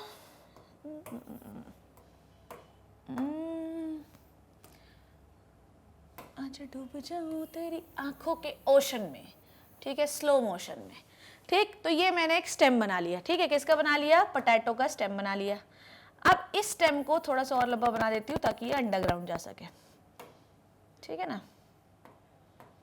अब ग्राउंड बना लेती हूँ, ग्राउंड रेडी से बना लेती हूँ, ठीक है। ये ग्राउंड बना लिया मैंने, ठीक। ये स्टेम है, ठीक है। पोटैटो का बेहतरीन एग्जाम्पल है, ट्यूबर का बेहतरीन एग्जाम्पल है पोटैटो। चलिए सबसे पहले देखते हैं क्या है। यहां से ये जो स्टेम आपको दिखाई दे रहा है ना, ये है आपका, पहले मैं लेबल कर देती हूँ, this is the underground stem, this is the underground stem. Done, ठीक है। अब देखो ध्यान समझना, ये स्टेम मॉडिफाई नहीं होता, अंडरग्राउंड स्टेम मॉडिफाई नहीं होता, इसमें कोई मॉडिफिकेशन नहीं होता। इस अंडरग्राउंड स्टेम से निकलती हैं lateral branches. It is like that, it is like that, it is like that. तो इससे बहुत सारी लेटरल ब्रांचेस निकलती हैं और इन लेटरल ब्रांचेस में आखिरी में बिल्कुल पाया जाता है आलू, ठीक है, आलू आलू आलू आलू, ठीक है। ये देखो, तो आपने क्या देखा, आपने क्या देखा बच्चों, आपने ये देखा कि मेन स्टेम मॉडिफाई नहीं हुआ, उससे जो lateral branches, these are the lateral branches, है ना, ये क्या होती हैं, these are the lateral branches. ये लेटरल ब्रांचेस मॉडिफाई हो गई और इन्होंने चीजों को, मतलब कार्बोहाइड्रेट को स्टोर करने लगा। And the end of the stem, this is called as tuber and this is the example of aloo, ठीक है। ये समझ में आई, इसमें रूट्स भी होंगे, ऐसा नहीं समझो कि इसमें रूट्स नहीं होंगे, ठीक है। अब समझो, ध्यान समझना, this is the example of आलू, दिस इज द ट्यूबर, ठीक है। अब अगर मैं एक आलू का डायग्राम बनाऊं तो आलू में कोई भी रूट नहीं होती, there is no root in the aloo, कोई रूट नहीं होती, ठीक है। पर आलू में आपको ऐसे ऐसे क्या दिखेंगे, आइज, ठीक है। अब मैं कैसे मान लूं, कैसे मैं मान लूं कि ये स्टेम है, मेरा सबसे बड़ा क्वेश्चन ये है कि मैं कैसे मान लूं कि आलू एक स्टेम है। तो अब मैं आपको बताऊं कि आलू में होती हैं आइस और आइस से जर्मिनेट हो जाता है बर्ड, ठीक है। आइस से क्या जर्मिनेट हो जाता है, बर्ड, और इसी बर्ड से थोड़े समय के बाद क्या जर्मिनेट हो जाता है, इसका प्लांट जर्मिनेट हो जाता है ना। बोलो, जब हम लोग किसी आलू को बहुत दिन तक घर पे रखे रहने देते हैं तो आलू जो है उसमें कोई रूट वूट नहीं दिखाई देता, आलू एकदम चिकनी चमेली होता है, उसमें पर जो धसे धसे पार्ट होते हैं, this is called as eyes. Eyes में ग्रो हो जाती है बर्ड, थोड़ा समय रहने दो तो उसमें प्लांट ग्रीन ग्रीन कलर का हो जाता है, तो प्लांट भी ग्रो होने लगेगा, ठीक है। So this is the tuber and आलू इज अ मॉडिफाइड स्टेम। समझ में आई बात। तो आलू कभी भी ऐसे बहुत गुच्छे में नहीं दिखाई देंगे, आलू सिंगल सिंगल दिखाई देते हैं लिटरल ब्रांचेस में। और अगर आपको यकीन नहीं है तो आप देख सकते हो, यहाँ फ्रंट पेज में ये लगा भी है, देखो आलू का मेन स्टेम में नहीं होगा आलू, पर देखो कैसे लगा हुआ है, एक एक एक एक लेटरल ब्रांचेस में। ये देखो लेटरल ब्रांच दिख रही है, ये देखो लेटरल ब्रांच दिख रही है, ये भी लेटरल ब्रांच में लगा हुआ है, इस तरीके से आलू आपको दिखाई देता है, ठीक है। मॉडिफिकेशन क्यों करते हैं हम लोग, हम मॉडिफिकेशन चाहे रूट का हो चाहे स्टेम का हो, we are doing the modification for the adaptation, ठीक है। किसी भी परिस्थिति में ढालने के लिए स्टेम और रूट मॉडिफाई हो जाते हैं, ठीक है, डिफरेंट फंक्शन परफॉर्म करने लगते हैं, and this is called as modification of stem, ठीक है। अगर आप आलू देखो तो आलू कभी भी एक ही ब्रांच में बहुत सारे नहीं लगे रहते, लिख लेंगे गुच्छे में ही, क्योंकि एक मेन रूट के, एक मेन स्टेम के बहुत सारे लेटरल ब्रांचेस निकलेंगे। डन। अंडरग्राउंड स्टेम जो है ये काहे के लिए होता है, स्टोरेज के लिए होता है। इसका एक और एग्जांपल है जिंजर, ठीक है। जिंजर का भी मैं आपको बताती हूँ, देखो ये हुआ ट्यूबर, ठीक है। अब यहाँ पे लीफ भी लगी होंगी, ठीक है, यहाँ पे लीफ भी लगी होंगी, ठीक है। अब ध्यान से समझना, this is the example of potato, ठीक है, this is the example of potato. Now I am going to second underground stem, ठीक है। पोटैटो एंड जिंजर, जिंजर का एग्जाम्पल नहीं लगाया क्या मैंने, चलो कोई बात नहीं।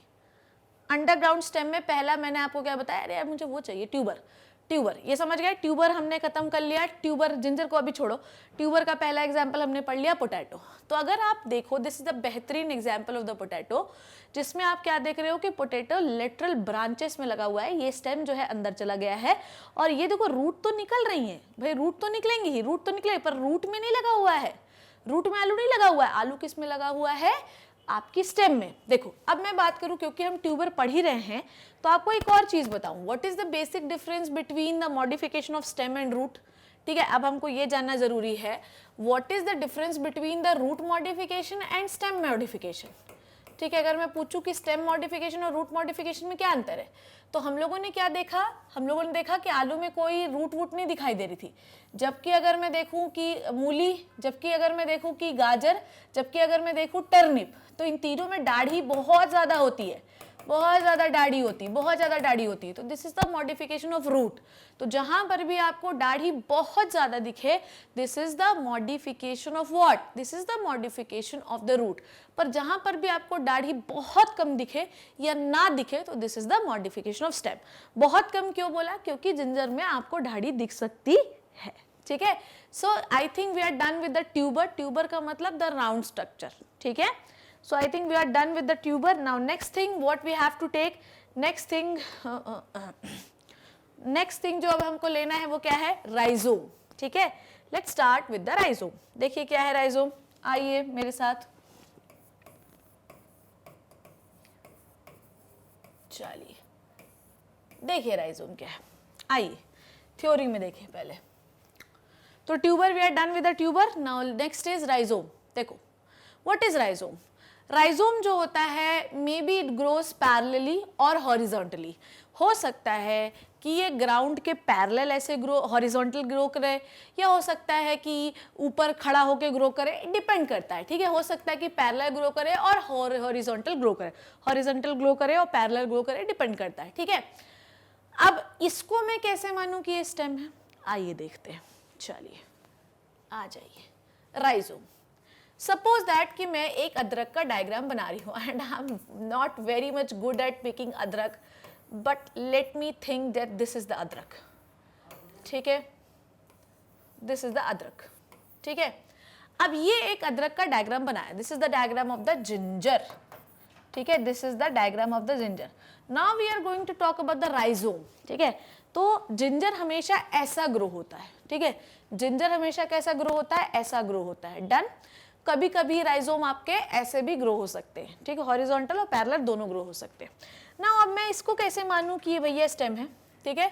देखो इसमें ना आपको ऐसे ऐसे लाइंस दिखाई देंगे, ठीक है, इसमें ना पूरे जिंजर में आपको ऐसे ऐसे लाइंस दिखाई देंगे, it is like that only, ठीक है ना। पूरे जिंजर में हमें ऐसे ऐसे लाइंस दिखाई देंगे, ठीक है। ये देखो, कभी आपने सोचा कि ये क्या है, कभी आपने सोचा कि ये क्या है, देखो ये जो दिखाई दे रहा है लाइंस में, this is called as nodes, this is called as node.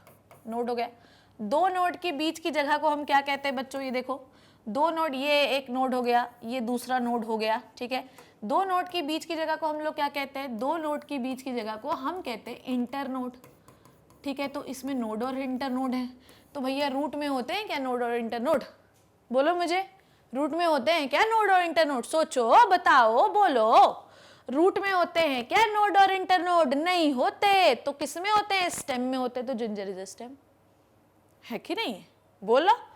दूसरी बात, इस जिंजर में से ना छोटी छोटी एडवेंटिशियस रूट आ सकती हैं, तो भैया ये किसने बोला कि किसी से एडवेंटिशियस रूट आ सकती हैं, तो वो रूट है, किसी से एडवेंटिशियस रूट आ सकती है, तो एडवेंटिशियस रूट तो कहीं से भी आ सकती हैं, तो जिंजर से आपको ऐसी एडवेंटिशियस रूट निकली हुई दिखाई दे सकती है, ठीक है, this is the adventitious root.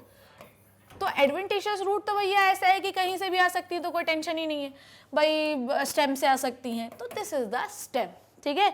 तो ये हुआ राइजोम। अब मैं आपको दिखाना भी चाहती हूँ, नाउ अब ध्यान से देखेंगे सब लोग, नोड हो गए, इंटरनोड हो गए, एडवेंटिशियस हो गया। नाउ इनके में बर्ड्स भी होते हैं, ठीक है, जैसे कि इनके में आपको बर्ड्स भी दिखाई देंगे, ठीक है।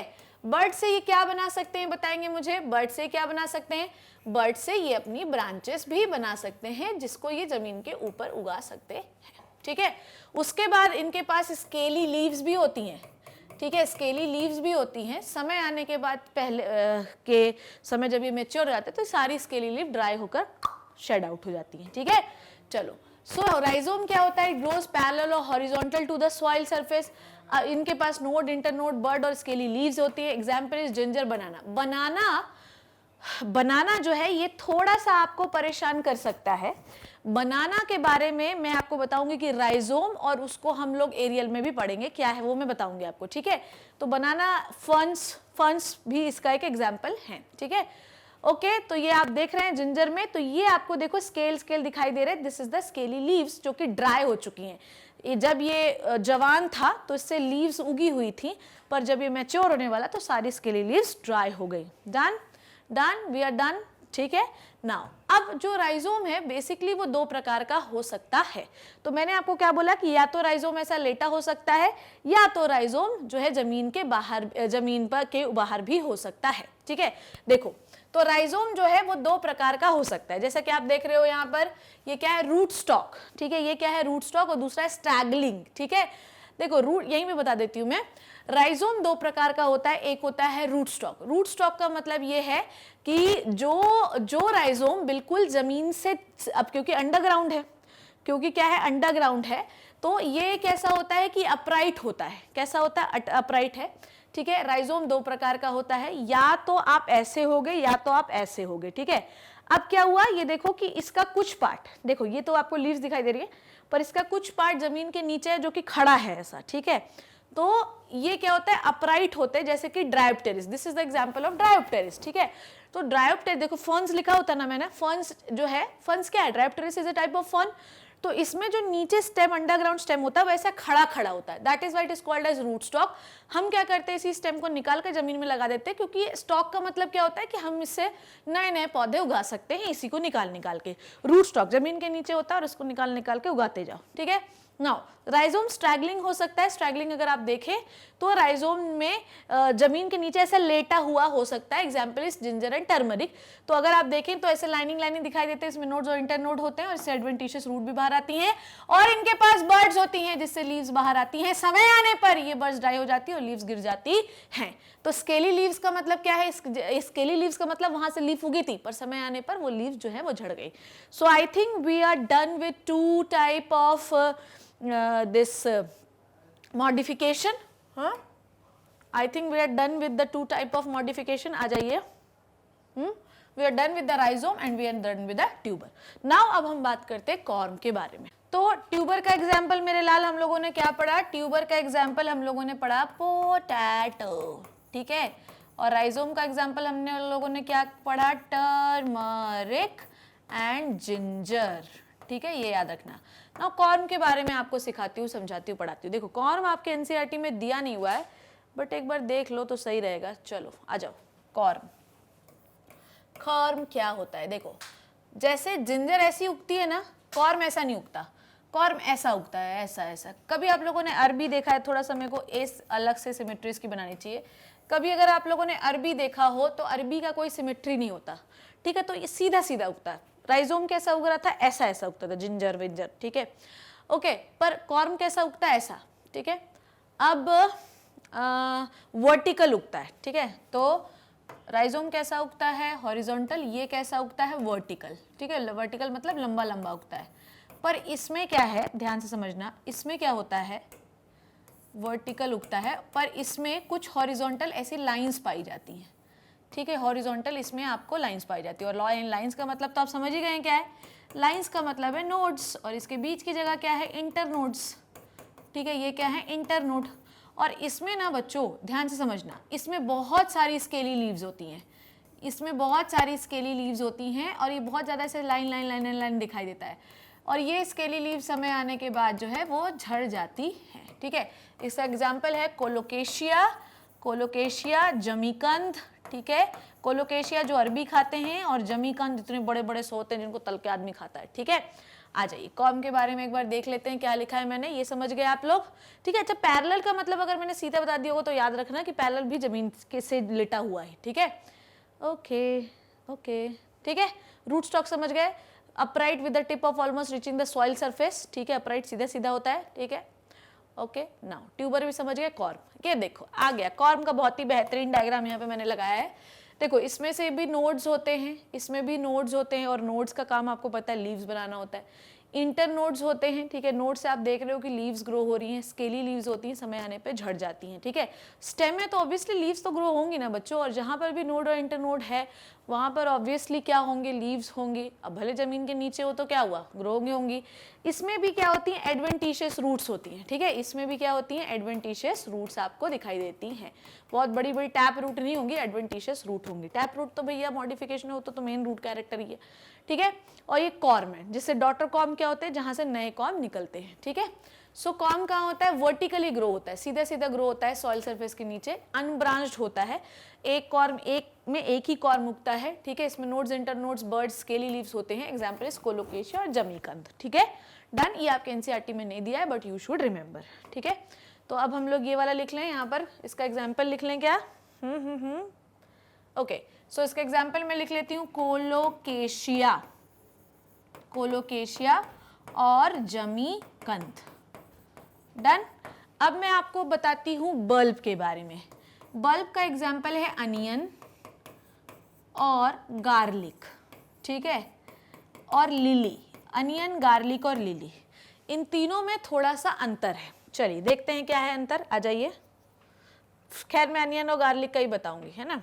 आइए अब हम लोग कौन सा पढ़ने वाले हैं, अगला underground stem which is the bulb. Bulb का मतलब आप समझ गए हैं कि कुछ बल्ब जैसा आपको दिखाई देगा, बल्ब। अगर मैं अनियन का डायग्राम देखूं तो मुझे अनियन ऐसा दिखाई देता है, ठीक है। और अगर मैं बेस पर दिखाई दूं तो मुझे यहाँ पर बेस पर ऐसा कुछ राउंड राउंड सा दिखाई देता है, जिससे छोटी छोटी रूट मिलती हैं, ठीक है। ये हो गया अनियन, ठीक है। और ये जो है ना, ये नीचे लाल वाला, यही इसका स्टेम है। अगर तुमको ये लगता है कि ऊपर का जो पर्शन जो तुम खा रहे हो वो स्टेम है, तो तुम बहुत बड़ी गलतफहमी में हो। इनके पास एक फ्लैट, ठीक है, अनियन के पास, गार्लिक के पास एक फ्लैट कंडेंस्ड स्टेम होता है, जिससे एडवेंटिशियस रूट बाहर आती है, जिससे एडवेंटिशियस रूट बाहर आती है, ठीक है। अब आपके पास जो प्याज के ऊपर जो छिलका होता है ना, किस कलर से बनाऊं यार प्याज का छिलका, पिंक से बनाती हूँ क्योंकि प्याज का छिलका तो पिंक ही होता है, तो पिंक से बना लेती हूँ। प्याज के ऊपर जो ऐसा छिलका आपको दिखाई देता है ना, इसको आप कहते हो ट्यूनिक, ट्यूनिक। अब अगर आप प्याज को देखोगे तो प्याज में एक सिंगल छिलका होता है, ठीक है, जबकि गार्लिक में अलग कहानी है, ओके। जब हम प्याज को काट देते हैं तो हमें ऐसे ऐसे बहुत सारे उसमें स्केली लीव्स दिखाई देते हैं, देते कि नहीं दिखाई देते, बोलो, जिसको तुम खाते हो। और ये जो लीव्स है ना, ये फ्लैशी जो लीव्स है, प्याज की जो फ्लैशी लीव्स हैं ये, ठीक है, जिसको हम खाते हैं ना, वो फ्लैशी लीव्स हैं, वो स्टेम नहीं है। समझ में आई बात। तो जो एडिबल पोर्शन होता है प्याज का, वो उसकी फ्लैशी लीव्स होती हैं। समझ में आ गई बात। तो जो पोर्शन तुम खा रहे हो ना, वो पत्तियां हैं, वो स्टेम नहीं है, वो रूट नहीं है। स्टेम तो सिर्फ इतना है, समझ गए। तो जो चीज तुम खा रहे हो वो क्या है, वो लीव्स है, ठीक है। ऐसे ही गार्लिक में आप क्या देखते हो कि गार्लिक के क्लोव्स होते हैं, जिसको हम छील छील के खाते हैं। तो प्याज में क्या होता है कि छिलका एक होता है, जबकि गार्लिक क्लोव्स में भी नीचे आपको ऐसा ही दिखाई देगा। तो उनके पास भी फ्लैट कंडेंस स्टेम होता है, पर उनका अरेंजमेंट अलग टाइप का होता है। आप प्याज की जो लीव्स होती हैं वो कंसेंट्रिक रिंग्स में अरेंज रहती है, रिंग रिंग रिंग रिंग, जिसको आप खाते जाते हो। पर अगर आप बात करें लहसुन की, गार्लिक की, तो उसमें लीव्स कंसेंट्रिक रिंग में नहीं अरेंज होती, जबकि वो पॉड में एकदम गुलदस्ते जैसा बना के रखती हैं। तो हम उनकी लीव्स और फ्लैशी होती है, और एक एक लीव को तुम छील छील के खाते हो। तो उनके पास हर एक लीफ के लिए अलग ट्यूनिक है, इनके पास सारी लीफ के लिए एक ही ट्यूनिक है। समझ गए आप लोग। और लिली जो है वो भी बल्ब का ही एग्जाम्पल है, पर उसमें कोई ट्यूनिक नहीं होता है। बल्ब का मतलब एक कंडेंस स्ट्रक्चर हम बना लेते हैं of the leaves, root and the stem, ठीक है। आ जाइए पढ़ लेते हैं, बस पढ़ लेते हैं, आइए। सो इसमें क्या होता है आप देखो, this is the bulb of onion. ये एडवेंटिशियस रूट बाहर आ रही है, ये स्टेम है, और आप बीच से देखो निकल रहा है ना, ठीक है। चलो, stem is reduced and disc shape. Bird is surrounded by many concentric scale leaves. दो प्रकार का होता है, सिंपल ट्यूनिकेटेड। सिंपल ट्यूनिकेटेड मतलब एक ही ट्यूनिक है आपके पास, अनियन। कंपाउंड ट्यूनिकेटेड मतलब हर लीफ के लिए अलग कवर है, जैसे गार्लिक क्लोव्स में, ठीक है। ये समझ गए आप लोग, इसमें कोई दिक्कत तो नहीं है। So I think we are done with what बच्चों? We are done with the underground modification of the stem. That's it. We are done बच्चों, we are done with the underground modification of the stem. Tuber समझ में आया, गोल गोल, ठीक है, जो किसका modification है, lateral branch of the stem का। राइजोम किसका मॉडिफिकेशन है, राइजोम अंडरग्राउंड स्टेम का मॉडिफिकेशन है, पर ये ऐसा भी ग्रो हो सकता है, ऐसा भी ग्रो हो सकता है, ठीक है। पर दूसरी बात ये है, राइजोम और कॉर्म में एग्जाम्पल ये होता है कि कॉर्म बहुत चौड़ा होता है, राइजोम जो होते हैं वो चौड़े नहीं होते। राइजोम हमेशा ऐसा ग्रो होता है, कॉर्म हमेशा ऐसा ग्रो होता है। राइजोम में बहुत सारे इंटरनोड होते हैं, कॉर्म में भी होते हैं, ठीक है। बल्ब आपको समझ में आ गया। Now let me take the sub aerial modification. Let's start with the sub aerial modification. हम देखेंगे sub aerial modification. Sub aerial modification में हम किन किन चीज़ों के बारे में बात करेंगे वो देखिए। सब एरियल मॉडिफिकेशन में हम बात करेंगे रनर की, ठीक है। हम किसकी बात करेंगे? रनर। ओ ओ ओ, ठीक है, रनर। फिर हम रनर के बाद बात करेंगे स्टोलन की, और उसके बाद हम बात करेंगे स्टोलन की, ठीक है, रनर, स्टोलन। उसके बाद हम बात करेंगे किसकी? रनर, स्टोलन, ठीक है, ऑफसेट, ऑफसेट और सकर, ठीक है, इनकी बात करेंगे। अब ये क्या है, आइए देखते हैं उसके बारे में।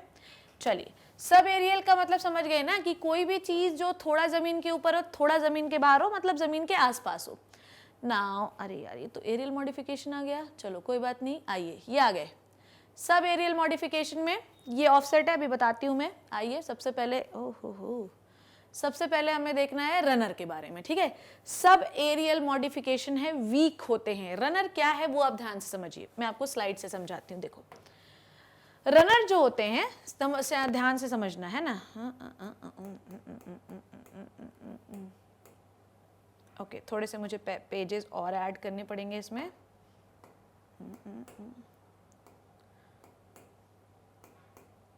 चलिए, अब मैं पढ़ाती हूँ आपको। रनर देखिए, मान लीजिए कि कोई रनर का मतलब समझिए, रन विद द ग्राउंड, ठीक है, run with the ground with the passion, ठीक है। चलिए, सब एरियल मॉडिफिकेशन के बारे में हम लोग बात कर रहे हैं। सब एरियल मॉडिफिकेशन, ठीक है। देखिए, इसका सबसे पहला टाइप हम लोग पढ़ रहे हैं रनर। रनर का मतलब है run with the ground, just दौड़ो जमीन के साथ, ठीक है, रन विद द ग्राउंड, ठीक है। अब समझो क्या है इसका बेहतरीन एग्जाम्पल है स्ट्रॉबेरीज एंड दूब घास। घास जो भगवान में ऐसे छिड़कते हैं ना, तो घास, दूब घास लाते हैं ना, वो वाली घास। चले, रनर देखते हैं क्या होता है। देखो, सबसे पहले late me make a ground. एक ग्राउंड बना लेती हूँ मैं, ठीक, ये ग्राउंड बना लिया मैंने। अब क्या हुआ, ध्यान से समझो क्या हुआ मैं जो बोल रही हूँ। यहाँ पर एक प्लांट उग रहा था, ठीक है, यहाँ पर इसकी रूट थी और ये प्लांट उग रहा था, ठीक है। अब ये महाशय थे बहुत ही कमज़ोर, इनने जीवन में कुछ खाया पिया था नहीं, तो ये क्या किए, ज़मीन में लेट गए। हाँ, मैं लेटूंगा। जैसे ही ये लेटे, वैसे ही इनका जो नोड था वो ज़मीन के कांटेक्ट में आया। जैसे ही ज़मीन के कांटेक्ट में आया, यहाँ से रूट बनने लगी और यहाँ से प्लांट बनने लगा प्लांट, ठीक है। फिर उसके बाद क्या हुआ, बोलो मुझे। उसके बाद क्या हुआ, उसके बाद इसकी भी ब्रांच निकली और ज़मीन में लेट गई। इसका इंटरनोड कांटेक्ट में आया, यहाँ से प्लांट बन गया, ठीक है, ये देखो, ठीक है। उसके बाद इसकी भी ज़मीन में कांटेक्ट में आई, यहाँ से रूट निकली और नया प्लांट बन गया। अब क्या होगा, यहाँ से बीच से काट दो, इनको काट दो तो नए नए प्लांट बने कि नहीं बने। तो इस तरीके से आपकी जो क्या कहते हैं, जो आपकी ग्रास होती है वो पूरे ग्राउंड में फैल जाती है। इसमें क्या होता है कि जो स्टेम होता है वो बहुत ही ज़्यादा वीक होता है। क्या होता है, स्टेम बहुत ही ज़्यादा वीक होता है। तो वीक होता है तो ज़मीन में लेट जाता है। जैसे ही वो ज़मीन के कांटेक्ट में आता है उसका नोड है, तो भैया वहाँ से तो ग्रो होगा ही ना, लीव्स वीव्स, स्टेम वगैरह, ब्रांच वगैरह, तो वहाँ से ब्रांच ग्रो होने लगती है और रूट बनने लगती है, ठीक है। उसी तरीके से अब ब्रांच बनेगी, स्टेम बनेगा, ब्रांच बनेगी तो बहुत सारी ब्रांचेस बनेंगी। तो भैया जो ज़मीन के पास वाली ब्रांच रहेगी वो क्या होगी, वो भी ज़मीन में लेट जाएगी। इस तरीके से जो कंटिन्यूसली में ग्राउंड में फैलती जाएगी। अब बताओ कौन है पूरे ग्राउंड में, जब तुम खेलने कूदने जाते हो, जब तुम रन करने जाते हो, तो कौन सी चीज़ सबसे अधिक ग्राउंड में दिखती है, घास। तो जब तुम रन करने जाते हो तो घास सबसे ज़्यादा दिखती है, इसलिए रनर का एग्जाम्पल क्या है, ग्रास और स्ट्रॉबेरी। तो रन कर करके स्ट्रॉबेरी खाओ, तो यही है रनर का एग्जाम्पल। जब मैं रन करने गया तो घास देखी और मैंने स्ट्रॉबेरी खाई, तो रनर का एग्जाम्पल है क्या, grass and strawberry. Done, we are done with this. Now second मैं आपको पढ़ाऊंगी क्या, सेकेंड में इसका एग्जाम्पल पढ़ाने वाली हूँ स्टोलन, ठीक है। नेक्स्ट इसका एग्जाम्पल क्या पढ़ाने वाली हूँ, स्टोलन। स्टोलन का मतलब, स्टोल का मतलब क्या होता है? चुराना, ठीक है। चुरा लिया है तुम्हारी खुशबू ने मुझे प्रियतमा, ऐसी खुशबू मेरे सामने लगा लगा के आया करो जिससे मुझे ऐसा लगे कि मैं पुदीने का शरबत पी रहा हूँ। तो जब हम लोग गर्मी में सूंघ लेते हैं पुदीना कितना अच्छा महक रहा है, तो खुशबू हमें पास ले जाती है, हमारे दिल को चुरा लेती है। तो स्टोलन का मतलब होता है चुरा लेना। क्या चुरा लेना? खुशबू। जितने भी खुशबू वाले प्लांट होते हैं ना, वो सारे इसी के अंदर आते हैं। अब ये क्या होता है, ध्यान से देखो। इसमें क्या होता है कि पहले तो मैं ग्राउंड बनाना चाहती हूँ, ठीक है। ये मैंने एक ग्राउंड बना लिया, ओके। इसमें क्या होता है कि एक प्लांट लगा हुआ है, सपोज दैट किसी भी का भी मिंट का ही लगा लो, ठीक है। ये एक मिंट का प्लांट लगा हुआ है, ठीक है, डन। अब ये मिंट के प्लांट में भैया, क्योंकि ये सब एरियल मॉडिफिकेशन पढ़ रहे हो, तो मैंने क्या बोला कि इसका कुछ पोर्शन, ये स्टेम है तो स्टेम का कुछ पोर्शन जमीन के नीचे भी होगा कि नहीं होगा? भाई मैंने बोला मॉडिफिकेशन किसी भी तरीके से हो सकता है, या तो जमीन के नीचे या तो जमीन के ऊपर। भैया आपने देखा कि रनर में तो जमीन के ऊपर ही था। इसमें क्या होता है कि जमीन के नीचे वाला जो हिस्सा होता है ना, थोड़ा सा अंडरग्राउंड मत चले जाना, जमीन के नीचे वाला जो थोड़ा सा हिस्सा होता है, इससे क्या होती है, एक ब्रांच निकलती है। इससे क्या होती है बच्चों, एक ब्रांच निकलती है। अब क्या होगा कि ब्रांच जो है वो जमीन में घुस जाएगी इस तरीके से, समझे कि नहीं समझे? और जैसे ही जमीन के ब्रांच में उसकी नोड कांटेक्ट में आएगी, वहां से नया प्लांट बनेगा। बोलो जय श्री राम, ठीक है। यहाँ से एक नया प्लांट बना, ठीक है, और इसका कुछ पार्ट फिर जमीन के नीचे चला गया। रूट तो बनाओ, बिना रूट के काम नहीं चलेगा, है ना। ये पार्ट चला गया। अब यहाँ से भी एक ब्रांच निकली और जमीन के कांटेक्ट में आई और यहाँ से एक नया प्लांट मिल गया। बोलो जय जय श्री राम बोलो। अब नए नए प्लांट कैसे बनाओगे? या तो ये प्लांट वापस आपस में जुड़े रहेंगे, या तो इनको अलग भी कर सकते हो। तो इनको आप अलग जुदा भी कर सकते हो, तो नए प्लांट भी बन सकते हैं। जुदा कर दो, नए प्लांट बन गए। समझ में आई बात? तो स्टोलन क्या होता है कि भैया अंडरग्राउंड पार्ट से, ये क्या है, द अंडरग्राउंड, अरे यार, underground part of the stem. किससे? अंडरग्राउंड पार्ट से, underground part of the stem, ठीक है, इससे बनेगा। पर ये याद रखना कि अब बहुत अंडरग्राउंड नहीं होना चाहिए। सब एरियल का मतलब है कि लिटिल बिट अंदर, लिटिल बिट ऊपर, बस सॉइल के आसपास ही होना है आपको। तो आपने देखा कि रनर में आपने क्या किया था कि सॉइल के ऊपर वाले को लटाया था, इसमें सॉइल के नीचे वाले को बाहर ऐसे ब्रांच निकालो, लटा दो, नए नए प्लांट बनते जाएंगे। ठीक है, समझ में आ गई बात? इसका एग्जाम्पल क्या है? Mint, mint, mint. और इसका एग्जाम्पल है जैस्मिन, जैस्मिन। समझ में आ गई बात? तो ये क्या हो गया भैया मेरे? स्टोलन। क्या हो गया? स्टोलन। डन हो गया। इतनी बात समझ में आई। अब मैं आपको क्या बता रही हूं? ऑफसेट। ऑफसेट से ना बहुत ही जीवन मेरा परेशान है यार, ऑफसेट से मेरा जीवन बहुत ही अपसेट है। ऑफसेट लिख रही हूं, ठीक है। देखिए ऑफसेट क्या होता है, ध्यान से समझिएगा। ऑफसेट वाले जो प्लांट होते हैं, ये किसमें, ऑफसेट किसमें पाया जाता है? सिर्फ और सिर्फ हाइड्रोफाइट्स में। समझ में आ गई बात? ऑफसेट सिर्फ किस में पाया जाता है? हाइड्रोफाइट्स में। Please always remember this. Offset सिर्फ हाइड्रोफाइट्स में पाया जाता है और किसी में नहीं पाया जाता। इसका एग्जाम्पल है इकार्निया एंड पिस्टिया। ठीक है, अब समझो क्या कहानी है इसकी। जो स्टोलन है उसी की तरह होता है ऑफसेट, पर दोनों में फर्क क्या है? जो स्टोलन से ब्रांच निकलती है वो अंडरग्राउंड से निकलती है और पतली होती है, और इनके जो नोड्स होते हैं वो थोड़े दूर दूर होते हैं। जबकि इनके साथ क्या है, ध्यान से देखिएगा, क्या बोला मैंने? जबकि ऑफसेट में क्या होता है, सबसे पहले ग्राउंड बना लो, ठीक है। वो ग्राउंड क्यों बनाना है? ग्राउंड नहीं बनाना है, पानी बनाना है, ठीक है। सो पानी बना लो, ठीक है। लेट मी मेक द पानी, ठीक है, ब्लू है पानी, पानी। चलो अब यहाँ पर बना लो कोई एक प्लांट, वाटर वाला प्लांट बना लेते हैं हम लोग, ठीक है। अब यहाँ पर ये स्टेम है, तो जो पानी के जस्ट पास है वो क्या है? स्टेम है, ठीक है। स्टेम के पास जो है वो वहाँ, यहाँ से एक ब्रांच निकाली आपने, वो बिल्कुल ऊपर से निकलेगी, नीचे नहीं जाएगी। वो ब्रांच निकली और जमीन पे गई और यहाँ नोड कॉन्टेक्ट में आया, यहाँ से नया प्लांट बन गया, ठीक है। ये नया प्लांट बन गया, यहाँ से रूट भी बन गई। आप क्या देख रहे हैं कि ब्रांचेस आर थिक। यहाँ पर क्या देख रहे हो आप बच्चों कि ब्रांचेस जो पहले वहां पर क्या थी, जो आपकी स्टोलन थी वहां पर ब्रांचेस कैसी थी? वहां पर ब्रांचेस थिन थी। यहाँ पे ब्रांचेस थिक हैं, इनके नोड्स जो हैं, जैसे ये एक नोड है जहाँ से ब्रांच निकली, ये दूसरा नोड है जहाँ से ब्रांच निकली, यहाँ से एक ब्रांच निकली वो भी जमीन में गई, नोड कांटेक्ट में आया और यहाँ से भी नया प्लांट बन गया। इस तरीके से ये पूरे प्लांट में फैल जाते हैं, पूरे वाटर बॉडी में फैल जाते हैं। यहाँ से एक ब्रांच निकली, ये भी जमीन में गई, रूट बन गई और नया प्लांट बन गया। अलग करना है प्लांट को तो बीच से तोड़ सकते हो, किसी भी कारण से दोनों के बीच, यहाँ से तोड़ दो बीच से, यहाँ से, तो नए प्लांट बनते जाएंगे, अलग अलग हो जाएंगे, नहीं तो जुड़े रहेंगे। तो इस तरीके से पूरे वाटर बॉडी में फैलते रहते हैं। इसका एग्जाम्पल है इकॉर्निया, ठीक है, इसका एग्जाम्पल है बच्चों इकॉर्निया, बहुत बहुत बहुत बहुत इंपॉर्टेंट एग्जाम्पल है। इकॉर्निया को हम वाटर हाइसिंथ भी कहते हैं, क्या कहते हैं, वाटर हाइसिंथ भी कहते हैं। इसको टेरर ऑफ बंगाल भी कहते हैं। इनके फ्लावर होते हैं पर्पल। तो हुआ क्या कि पर्पल फ्लावर देख के लोग लाभान्वित हो गए कि हाय हाय हम तो इसको पूरा वाटर बॉडीज में लगा देंगे। तो पता है क्या हुआ कि ये बहुत तेजी से फैलते हैं, ऑफसेट क्या होते हैं, बहुत ज़्यादा तेजी से फैलते हुए, तो लोगों ने लगा दिया, वाटर बॉडी में फैल गए। जब ये मरे, जब ये क्या हो गए, मरे, तो इनको डिग्रेड करने के लिए, इनके ऑर्गेनिक मैटर को डिग्रेड करने के लिए भैया बहुत सारे बैक्टीरिया पनपे। जब बैक्टीरिया पनपे तो वाटर बॉडीज की क्या हो गई, बोलो, वाटर बॉडीज का उन्होंने ऑक्सीजन खींच लिया। जब वाटर बॉडी का ऑक्सीजन खींच लिया तो मछलियां मरने लगी। जब मछलियां मरने लगी तो पानी शुद्ध होने लगा। अगर दूसरी बात, पूरे वाटर के एनिमल मरने लगे।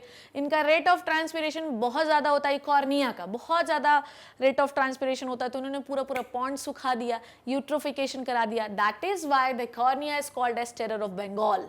समझ में आई बात? इसे आप क्या कहते हो, टेरर ऑफ बंगाल।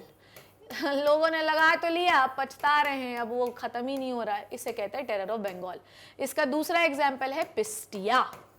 इसका दूसरा एग्जाम्पल है क्या बच्चों, पिस्टिया। नाउ अब मैं आपको एग्जाम्पल तो लिख दूं कि मैंने पढ़ाया क्या क्या आपको। आइए, ये हो गया स्टोलन का एग्जाम्पल हो गया। सब एरियल मॉडिफिकेशन कहाँ है यार? ओके, सो रनर का एग्जाम्पल हम लोग क्या पढ़ रहे हैं, ग्रास और स्ट्रॉबेरी, STA लिख दे रही हूँ, ठीक है। स्टोलन का एग्जाम्पल क्या पढ़ाया हमने, स्टोलन का एग्जाम्पल हमने पढ़ा मिंट, स्टोलन का एग्जाम्पल हमने पढ़ा मिंट एंड जैस्मिन, ठीक है। ऑफसेट का एग्जाम्पल हम लोगों ने क्या पढ़ा, इकॉर्निया और पिस्टिया, ठीक है। स्पेलिंग देख लेना मेरे बच्चों, पिस्टिया, ठीक है। नाउ अब मैं आपको आखिरी पढ़ाने वाली हूं जो कि है सकर, सब एरियल का मॉडिफिकेशन का आखिरी पढ़ाने वाली हूं, विच इज द क्या कहाँ गया यार, which is the sucker. Sucker का बहुत अच्छा एग्जाम्पल है बच्चों बनाना। सकर का बहुत ही अच्छा एग्जाम्पल है बनाना। बनाना, बनाना, चलिए देखते हैं कैसे होता है ये। अब बनाना के साथ क्या कहानी है वो आपको मुझे समझानी है। देखो, एक्चुअली इसका एग्जाम्पल बनाना भी है, इसका एग्जाम्पल पाइन एप्पल भी है, इसका एग्जाम्पल क्राइजेंथमम भी है, इसके बहुत सारे एग्जाम्पल हैं, ठीक है। तो इसका एग्जाम्पल क्राइजेंथमम, पाइनएप्पल जो है, बनाना, ये सारे इसके एग्जाम्पल है। देखो इसमें क्या होता है कि अच्छा बहुत सारे लोग ना बनाना को उसमें भी लेते हैं, राइजोम में भी, तो टेंशन मत लेना, ठीक है। इसमें क्या होता है कि इसका जो थोड़ा सा नीचे वाला हिस्सा होता है, क्योंकि हम सब एरियल की बात कर रहे हैं, तो इसका जो थोड़ा सा नीचे वाला हिस्सा है, ठीक है, ये रूट हो गई इसके, ठीक है, ये हो गया थोड़ा सा जमीन के नीचे वाला जो हिस्सा होता है, ये इसकी ऐसे ब्रांचेस निकली, ध्यान समझना, इसकी ऐसे ब्रांचेस निकली, और ये ब्रांचेस अब जमीन में से, जमीन के पैरेलल ग्रो करने की बजाय ये ऑब्लिकली ऐसे बाहर हो गई और इनने नया प्लांट बना लिया। समझ में आ गई बात? क्या बोला मैंने कि सपोज दैट कि हमारे पास एक प्लांट है, वो जमीन के नीचे घुसा हुआ है, ठीक है। अब क्या होता है, इससे ऐसे एक ब्रांच निकली और यहाँ पर एक प्लांट बना लिया। नाउ क्वेश्चन इज कि मैडम हम इसको सकर क्यों कहते हैं? जहां से ये ब्रांच निकली, अब क्या देख रहे हो कि यहाँ जहां से ये ब्रांच निकली है ना, वहीं से ये ब्रांचेस न्यूट्रिशन लेती रहेंगी। This is called as sucker. इसका एग्जाम्पल बनाना है। बनाना को बहुत सारे लोग राइजोम में भी पढ़ते हैं, ठीक है, पर आपको पता होना चाहिए कि ये एग्जाम्पल सकर का भी है। तो ये हो गया आपका सकर, जहां से ब्रांचेस न्यूट्रिशन लेती रहेंगी, ठीक है। So I think we are done with the sub aerial modification. Now बच्चों अब हम पढ़ेंगे एरियल मॉडिफिकेशन के बारे में। एरियल मॉडिफिकेशन, एरियल मॉडिफिकेशन, आइए एरियल मॉडिफिकेशन क्या है देखते हैं।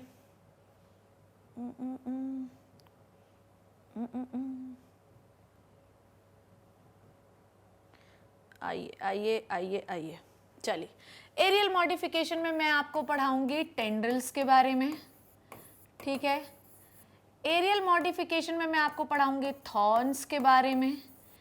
एरियल के मॉडिफिकेशन में मैं आपको पढ़ाऊंगी फाइलोड के बारे में, और एरियल मॉडिफिकेशन में मैं आपको पढ़ाऊंगी क्लैडोड के बारे में। बड़ा ही कंफ्यूजन है मैडम, ये क्या है? देखो शक्कर का एग्जाम्पल क्या पढ़ा है वो तो बता दो मेरे लाल, जल्दी से बोलेंगे।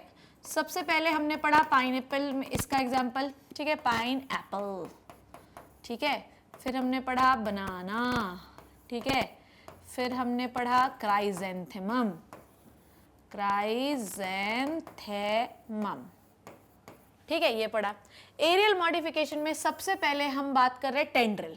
टेंड्रिल का एग्जाम्पल पहले मैं यहाँ लिख देती हूँ। एग्जाम्पल कहाँ पाया जाता है? कुकुरबिटा फैमिली जो है ना, कुकुरबिट्स पे पाई जाती है। कुकुरबिटा में कौन कौन आता है बोलो? कुकुरबिटा में वाटरमेलन आता है, कुकुरबिटा में जो आप खीरा ककड़ी खाते हैं वो आता है, कुकुरबिटा में कद्दू आता है, कुकुरबिटा में गार्ड्स आते हैं, लौकी आती है। पहले गॉड लिख देती हूँ, ठीक है।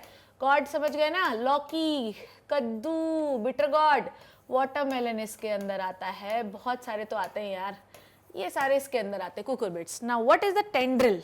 देखो अब हम बात कर रहे हैं एरियल मॉडिफिकेशन की, और अगर हम एरियल मॉडिफिकेशन बात कर रहे हैं तो इसका मतलब क्या बात कर रहे हैं हम लोग?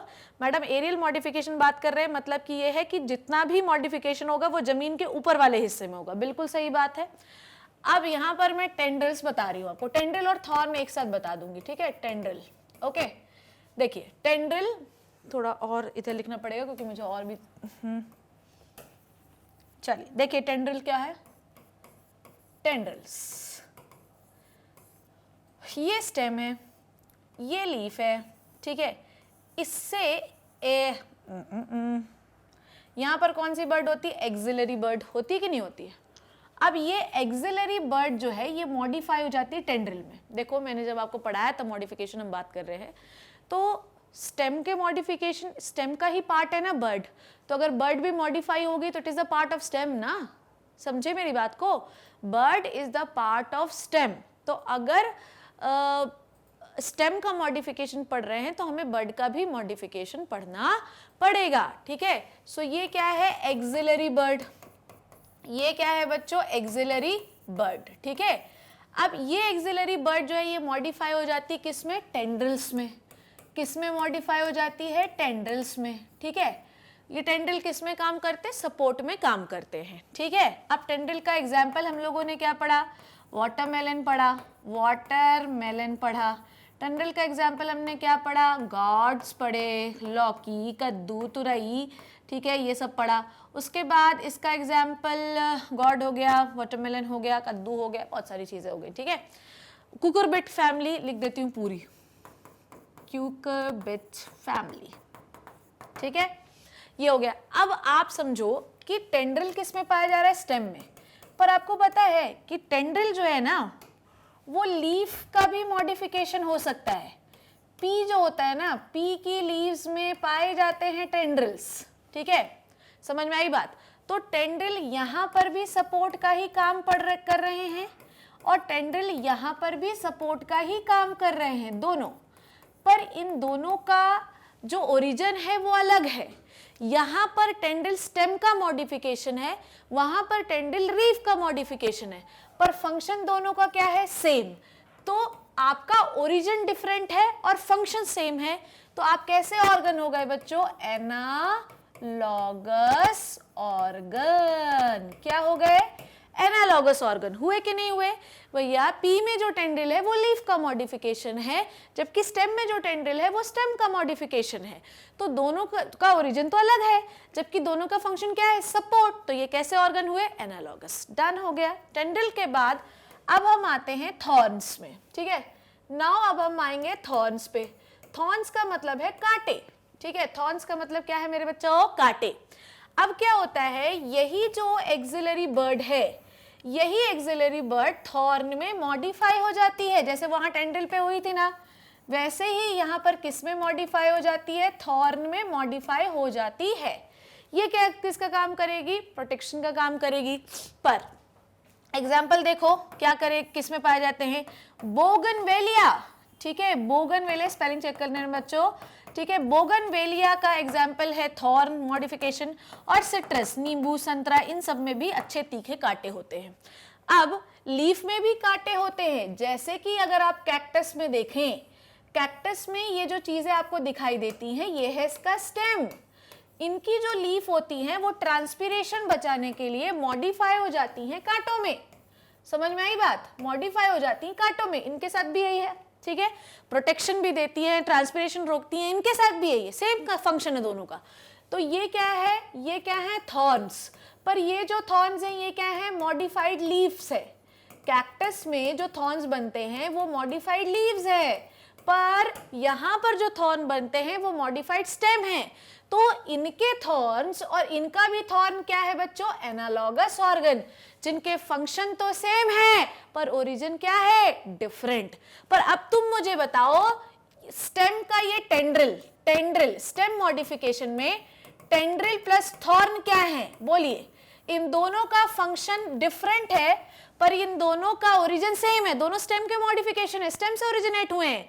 तो ये कैसे ऑर्गन हुए बच्चों, ये हुए मैडम होमोलॉगस ऑर्गन। क्या हुए बच्चों, होमोलॉगस ऑर्गन, जहां पर ओरिजिन तो सेम है पर फंक्शन डिफरेंट होता है। बहुत इंपॉर्टेंट चीज बताई, नीट में एक आध क्वेश्चन पूछा जा सकता है, स्क्रीनशॉट लीजिए। अब देखो, अब नई चीज बताती हूँ, ये टेंड्रिल्स एंड थॉर्न क्लियर हो गए, आपको एग्जाम्पल क्लियर हो गए। नाउ अब आपको मैं सिखाती हूँ, क्या पता तुम्हें, अब मैं आपको बहुत सारी चीजें यहाँ पे बताती हूँ। एक मैं बताती हूँ फाइलोक्लेड, ठीक है, एक मैं बताती हूँ आपको क्लैडोड, ठीक है, और एक मैं आपको बताती हूँ फाइलोड। ये दोनों में सब में अंतर देखो क्या है। देखो फाइलोक्लेड क्या होता है, फाइलोक्लेड में क्या होता है कि stem is modified for the photosynthesis, stem is modified for photosynthesis, ठीक है, किसके लिए मॉडिफाई हो गए, फोटोसिंथेसिस। एग्जाम्पल क्या है, कैक्टस, ठीक है, कैक्टस, इसमें क्या होता है कि हमें लीव्स को तो हम कांटे में बदल चुके हैं, ठीक है, अगर मैं बनाऊं कैक्टस का डायग्राम तो हमने लीफ को तो किस में बदल लिया है, कांटे में, ये कांटे बने हुए हैं, leaf is modified into the कांटा, ठीक है, लीफ किस में मॉडिफाई हो गई, कांटे में। हम लोग स्टेम से फोटोसिंथेसिस करने लगते हैं, समझ में आई बात, ठीक है, तो हम पूरा स्टेम मॉडिफाई कर लेते हैं और स्टेम से हम क्या करने लगते हैं, photosynthesis. Example is cactus. Now आगे बढ़े, क्लैडोड के बारे में बात करते हैं। इसमें क्या होता है, some part is modified for the photosynthesis, some part is modified for photosynthesis, कुछ पार्ट मॉडिफाई हो जाता है, ठीक है। इसका एग्जाम्पल है एस्पैरागस, इसका एग्जाम्पल है एस्पैरागस। अब ये बड़ा नाम है इसलिए पूरा स्टेम मॉडिफाई हो गया, ये छोटा नाम है एस्पैरागस, ठीक है, एस्पैरागस इसका एग्जाम्पल है। इसमें कुछ part of the stem modify, बाकी पूरा ऐसे ही रहेगा, इसमें सिर्फ कुछ पार्ट ही होगा जो मॉडिफाई हो जाएगा फोटोसिंथेसिस के लिए। नाउ अब मैं बताती हूँ फाइलोड। फाइलोड जो है it is the modification of petiole. Petiole क्या होता है, what do you mean by petiole, ठीक है, देखो पेटियोल ये होता है, कभी कभी ये जो पार्ट है ये दिस इज द पेटियोल, कभी कभी ये पार्ट जो है ये परफॉर्म करने लगता है फोटोसिंथेसिस, कभी कभी दिस पार्ट परफॉर्म फोटोसिंथेसिस, और फोटोसिंथेसिस परफॉर्म करने के लिए ये वाला जो पार्ट होता है ये मोटा हो जाता है और लीफ को गिरा देता है नीचे, ठीक है, ये पार्ट मोटा हो जाता है और ये लीफ को नीचे गिरा देता है, this is called as phyllode. Phyllode, cladode, phylloclade, ये समझ में आया, फैलोक्लेड when the whole stem start doing the photosynthesis, cladoid when some part of the stem start doing the photosynthesis, phylloid means if the petiole is modified and it converted into the or it performing the photosynthesis, then these are the modification of stem. तो इस प्रकार से stem अलग अलग तरीके से photosynthesis कर सकता है, किसी में पूरे में, किसी में थोड़े में, किसी में petiole photosynthesis कर ले रहा है। अब मैं आपको से that's it बच्चों, That's it. आइए अब मैं आपको बताती हूँ, इसके एग्जाम्पल लिख दूँ मैं, आइए देखो इसके एग्जाम्पल लिख दूँ, कहाँ गया यार वो वाला फ्लो चार्ट, ओके, सो टेंड्रिल्स का मैंने एग्जाम्पल क्या बताया आपको, कुकुरबिटा। थॉर्न्स का एग्जाम्पल मैंने आपको क्या बताया, भूल गई यार, सिट्रस, बोगनवेलिया, बोगन लिख देती हूं मैं यहाँ पे। फाइलोड का एग्जाम्पल क्या बताया मैंने आपको, फाइलोक्लेड, फाइलोक्लेड। फाइलोड का एग्जाम्पल में तो हमें कुछ नहीं चाहिए अभी, ये दिस इज द फाइलोक्लेड, ठीक है, this is the phylloclade. Phylloclade का एग्जाम्पल क्या है, कैक्टस, कैक्टस। क्लैडोड का एग्जाम्पल क्या है, एस्पैरेगस, ठीक है बच्चों। So we are done with the modification of stem. We are done with the modification of stem. Now I am coming to the theory of फटाफट से मैं बताती हूँ। Offset aquatic plant में होता है, Pistia और Eichhornia इसका एग्जाम्पल है।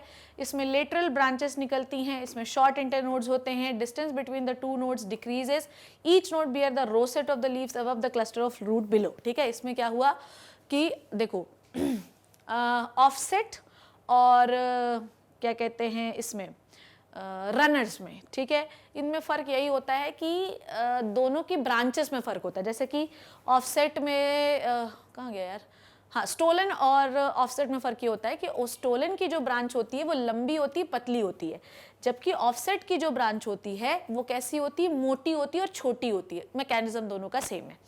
एग्जाम्पल पढ़ लिया। सकर्स आपको मैंने बताया, बनाना नीचे है, नीचे से ऑब्लिकली ग्रो होने लगा, इसको हम राइजोम के अंदर भी पढ़ सकते हैं, ठीक है।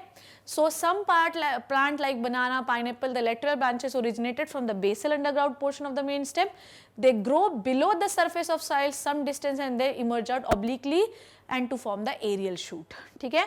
Now sub aerial weak stem में रनर हम लोगों ने पढ़ा, मैंने आपको ग्रासेस का एग्जाम्पल बताया। स्टोलन मैंने आपको बताया कि स्टोलन ऊपर होता है, देखो स्टोलन में क्या होता है, in some plant lateral branches arise from the base of the stem main axis, ठीक है। After growing normally for some time arch downward and touch the ground, example is jasmine and mint, ठीक है।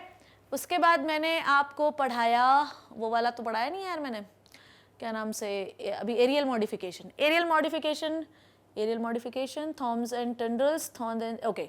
So stem tendrils आप देख रहे हैं किस तरीके के हैं, ठीक है। एक्सिलरी बर्ड जो है मॉडिफाई हो जाती है टेंड्रिल में और थ्रेड लाइक अपीयरेंस बना लेती है, ये क्लाइंब करने के लिए, सपोर्ट करने के लिए होते हैं, ठीक है। Example grape vine, grape vine ये एनसीईआरटी में दिया हुआ है, इसको याद रखना है, grape vine, gourd, watermelon and cucumber, ठीक है। थॉर्न्स एक्सिलरी बर्ड का ही मॉडिफिकेशन है, एग्जाम्पल इज सिट्रस फूड, ठीक है। और ओके, सो ये मैंने आपको बता दिए सारे, ठीक है। आई थिंक ये बात आपको क्लियर हो गई होगी।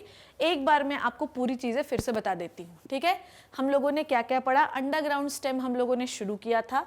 अंडरग्राउंड स्टेम में मैंने सबसे पहले ट्यूबर बताया जिसमें मैंने आलू का एग्जाम्पल बताया, फिर मैंने राइजोम बताया जिसमें मैंने हल्दी और जिंजर का एग्जाम्पल बताया, कॉर्न जिसमें मैंने जिमीकंद और कोलोकेशिया का एग्जाम्पल बताया, बल्ब जिसमें मैंने अनियन और गार्लिक का एग्जाम्पल बताया, फिर सब एरियल मॉडिफिकेशन में मैंने ग्रासेस बताया आपको, फिर मैंने आपको बताया स्टोलन, ठीक है। स्टोलन जो है सब एरियल का मतलब क्या होता है कि जमीन के आसपास से, ठीक है। फिर मैंने आपको बताया ऑफसेट, ठीक है। फिर मैंने आपको बताया सकर और उसके बाद फिर मैंने आपको बताया एरियल मॉडिफिकेशन, टेंड्रिल, थॉर्न, ठीक है, फाइलोक्लेड, क्लैडोड और फाइलोड। सो बच्चों, this is all about the stem modifications. We have done with all the modification and the external structure of stem. सो मेरे को जो कहानी थी समझानी वो मैंने अच्छी तरीके से समझा दी। आई होप जो कहानी मैंने आपको समझाई वो आपको अच्छी तरीके से दिमाग में घुस गई होगी। अगर कुछ ना समझ में आए प्लीज़ लेट मी नो और बार बार लेक्चर्स को रिवाइंड करके देखिए। In the next class I will tell you the morphology of leaf. तब तक घर पे रहिए।